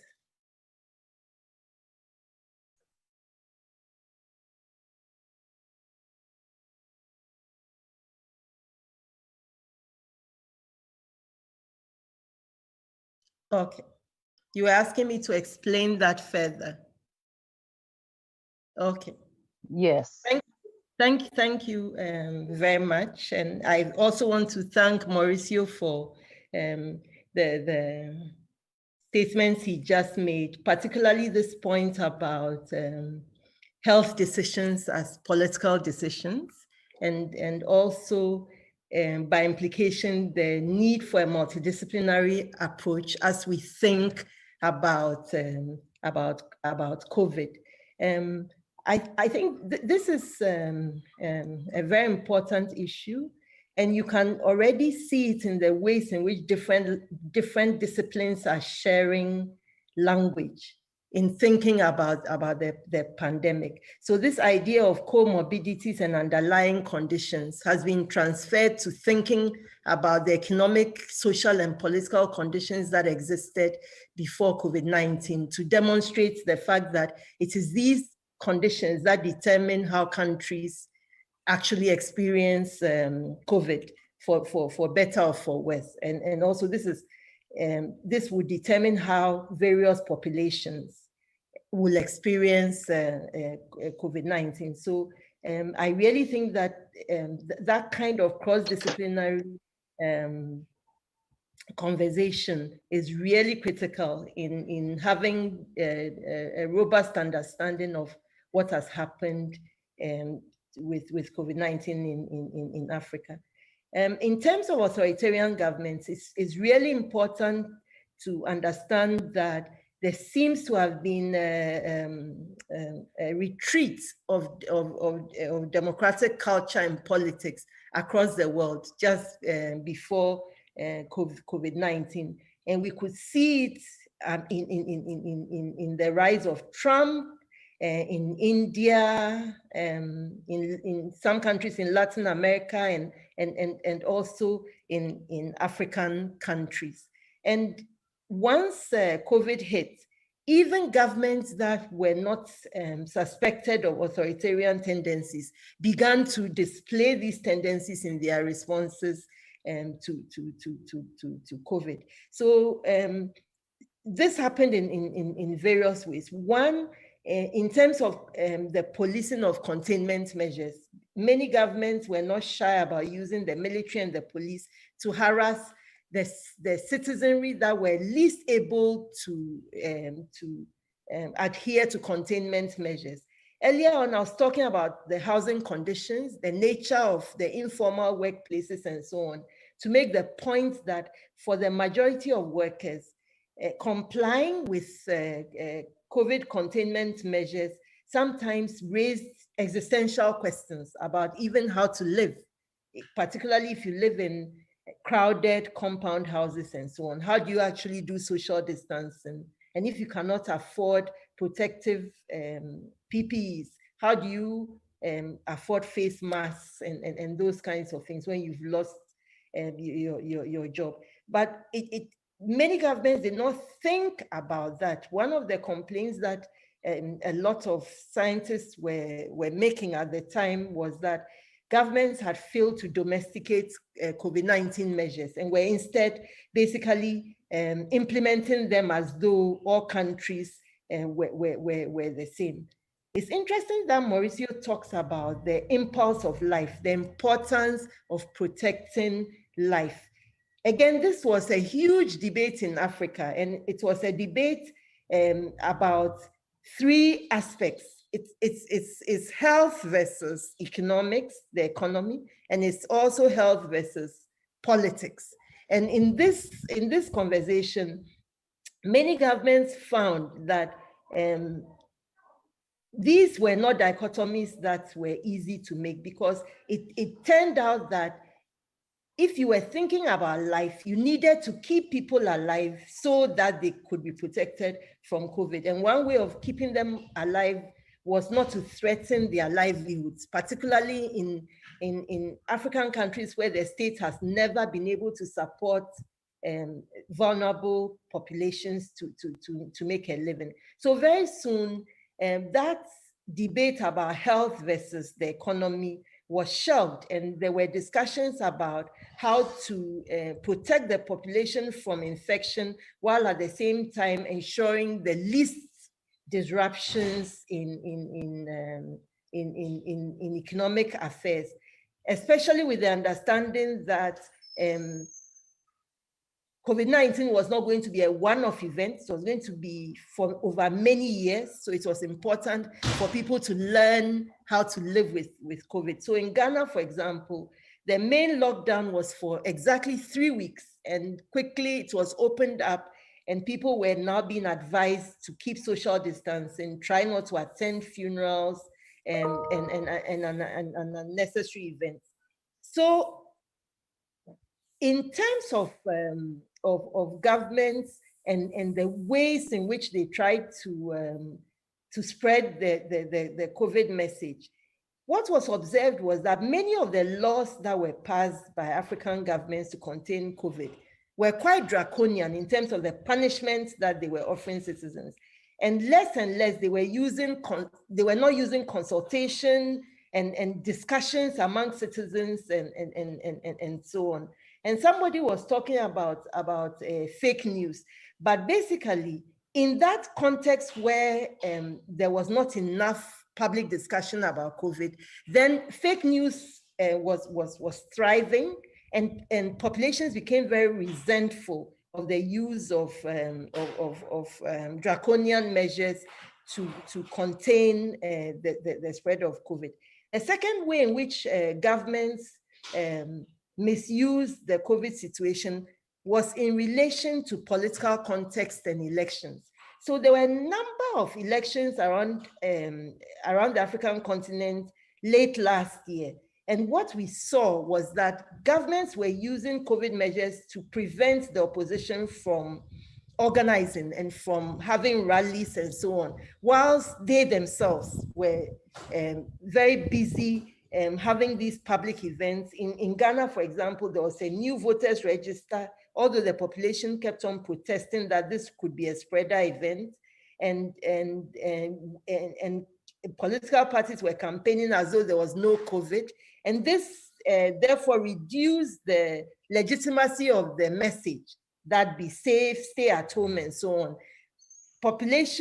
Citizens then decided that this was all politics and that they could respond the way they liked. So we basically see a lot of incidents of the use of the military and the police to pressure populations, the breaking up of demonstrations by the military, violence against people who are seen not to have respected containment measures. One of the most drastic measures that I read about was in Rwanda, where people who were caught in the curfews were sent to a stadium, which was supposed to be a re-education center, and then they were filmed and shamed in public to basically deter others from breaking the curfew. So there's been a lot of that kind of discussion, and also fears that democracy has been set back many, many years by the draconian responses of governments who basically have been less concerned about addressing the economic fallout of COVID and also the inequalities that have been highlighted as a result of COVID. Thank you.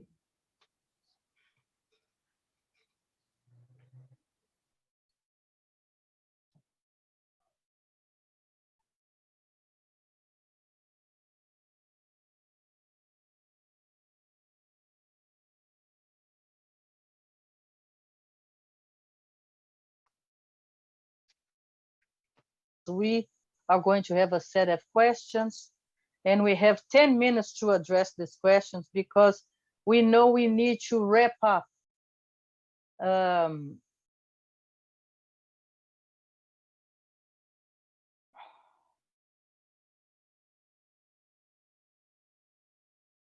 So let's try to formulate.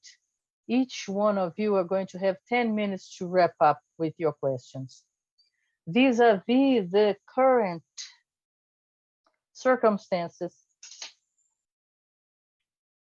in the context of the pandemics, it's said by the media that the African continent has not been impacted by the COVID, and that has had better answers to address this impact. So is that the truth, or is the data being changed in order to back up that argument? Secondly, to Professor Dodzi, Elizabeth Vieira is asking you, what are the strategies that have been utilized in order to bring subsidies for African countries and the African countries that have been your research? Let's situate your questions. Then Professor Patricia is asking you, to both of you, congratulating you for your lectures. And the question is this pandemic, with all of its consequences of pain and fear, are also going to constitute a breaking point beyond the many challenges that we have, the world post-pandemics in the historical record? And one question, Professor Mauricio, the debate that the state lets people die affects this issue of social inequalities in the medical sciences, this notion of democratizing death that has been raised here. I would like to hear more about it. And Professor Dzodzi, the question, the killings of increased exponentially as much as racialized violence. Since violence against women has been, how has it been affected in Ghana, violence against women?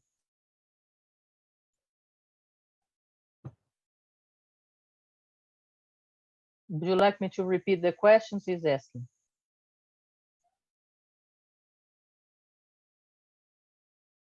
So he would like you to address your question in 8 to 10 minutes. Not your question, your answer. Sorry about that. All right. So I'll no, first, I don't know who's going first. Who's going first?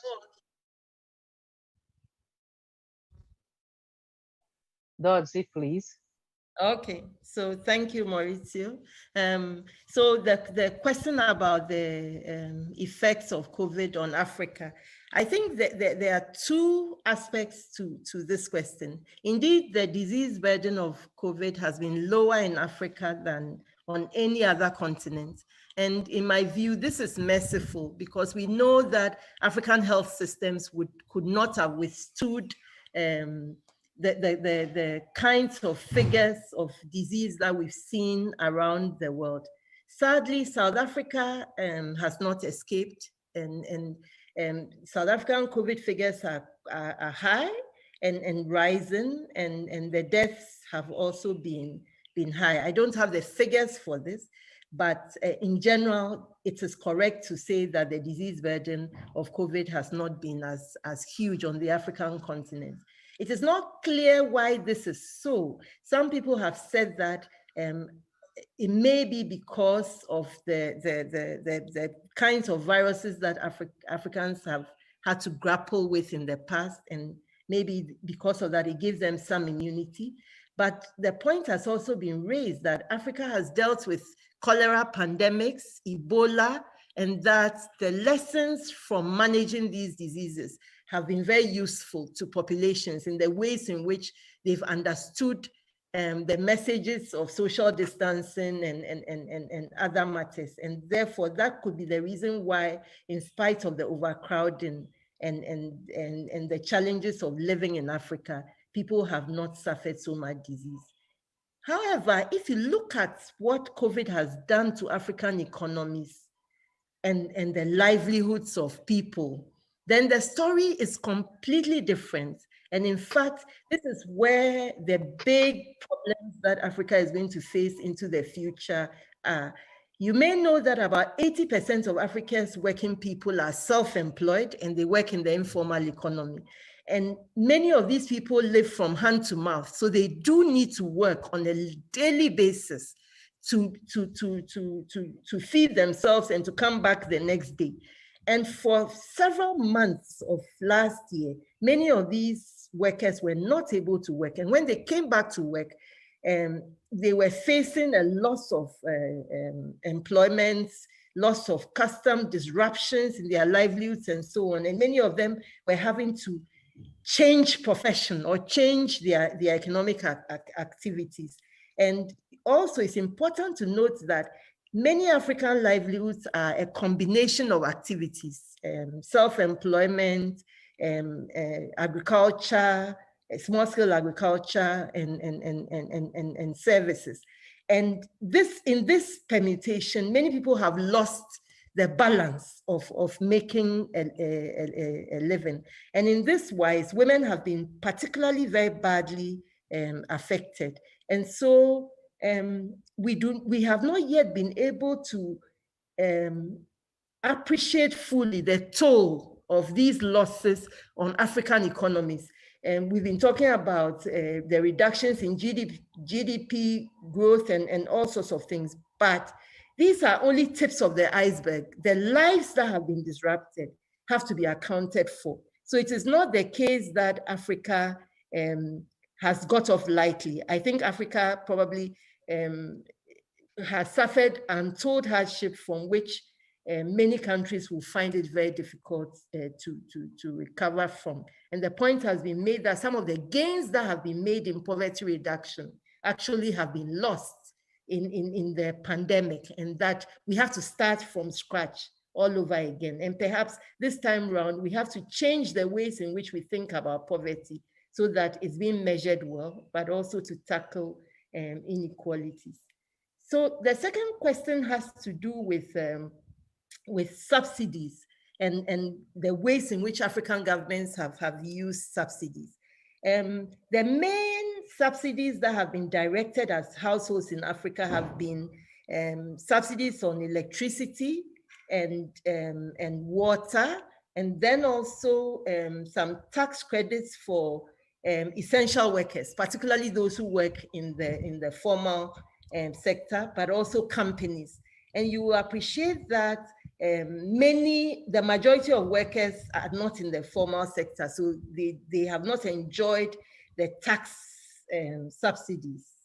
What they could have had access to are the electricity, water, and water subsidies, and some of the food packages that were distributed during the lockdown period. However, research has shown very clearly that because the majority of people do not have water inside their homes, the majority of consumers of water and electricity are doing so indirectly. They do not have water meters or electricity meters. And the subsidies were being put on the meters. You had to have a water meter or an electricity meter, so that after you've paid for electricity, some of the money is returned to you, because the majority of poor people do not have access to those meters, but are instead buying from those with meters. They were not able to enjoy those subsidies. So it raises the questions about basically how to direct the subsidies, or what mechanisms we should use to distribute subsidies and support to our populations.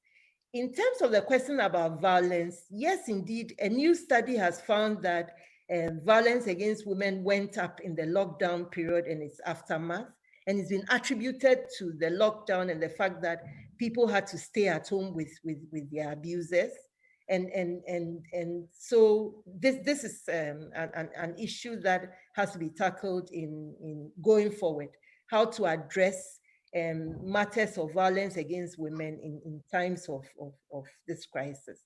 And it's generally policies that have to address violence have to also look at the economic and social and political dimensions of this problem.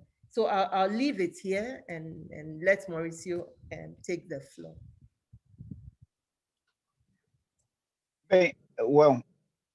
Bem, eu agradeço também as perguntas. I would like to thank you for your questions. E gostaria de responder muito. And I will address them. I will actually not answer questions. I'm going to comment on them.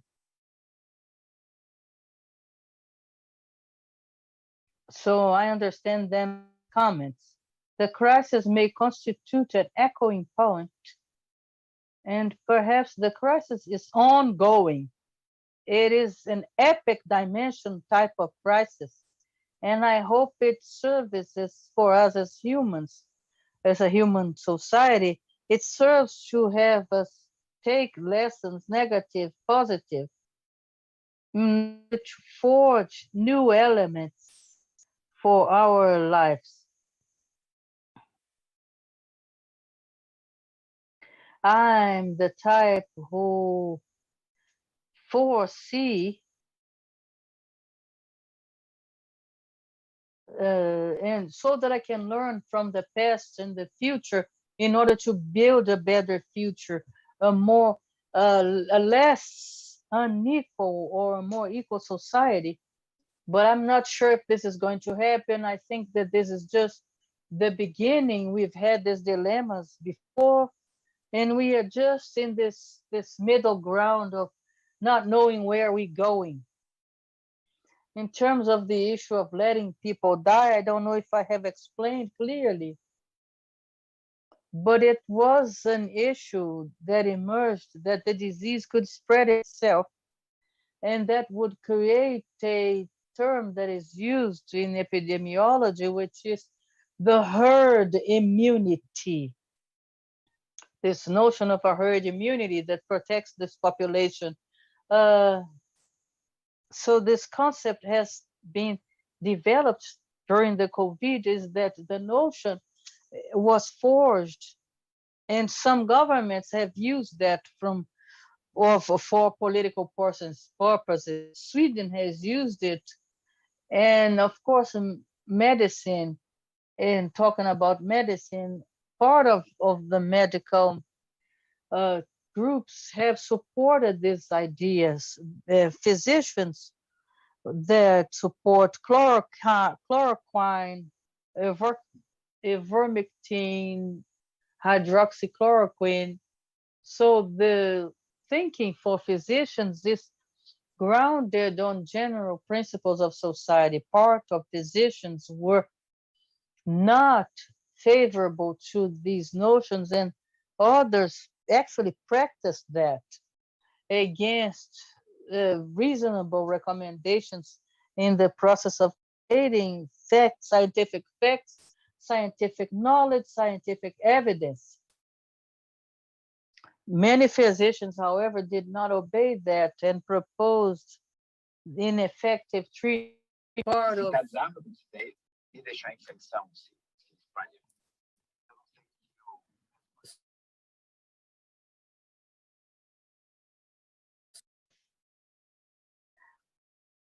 but there is a very interesting phenomenon, because since there's been a retraction into domestic life, has then worsened issues for those who were already victim of domestic violence, and there's been reports on the increase of this violence. So I would like to thank you, like Dodzi. It's been a pleasure to be here participating in this opening section. I would like to thank William, and I would like to thank Jamilio and Livy. I would like to thank the audience for being attentive. As a professor, it's always interesting to talk to people who are paying attention and trying to build new knowledge. So these are our reflections in that sense, and bringing new knowledge. So I hope to be able to contribute to the debates that are forthcoming. Thank you to the team that was able to follow us till now. I would like to remind you all that on Thursday at 10 a.m. we are going to have our second session, which is the session Pandemia, Xenophobia, and Racism, with Professor Cristina Roldão and Professor Gomes, mediated by Professor Omar Thomas. Congratulations you again for your birthday. Thank you to all of you for the opportunity of being here mediating this dialogue. Please do not forget to sign the attendance sheet. Bye.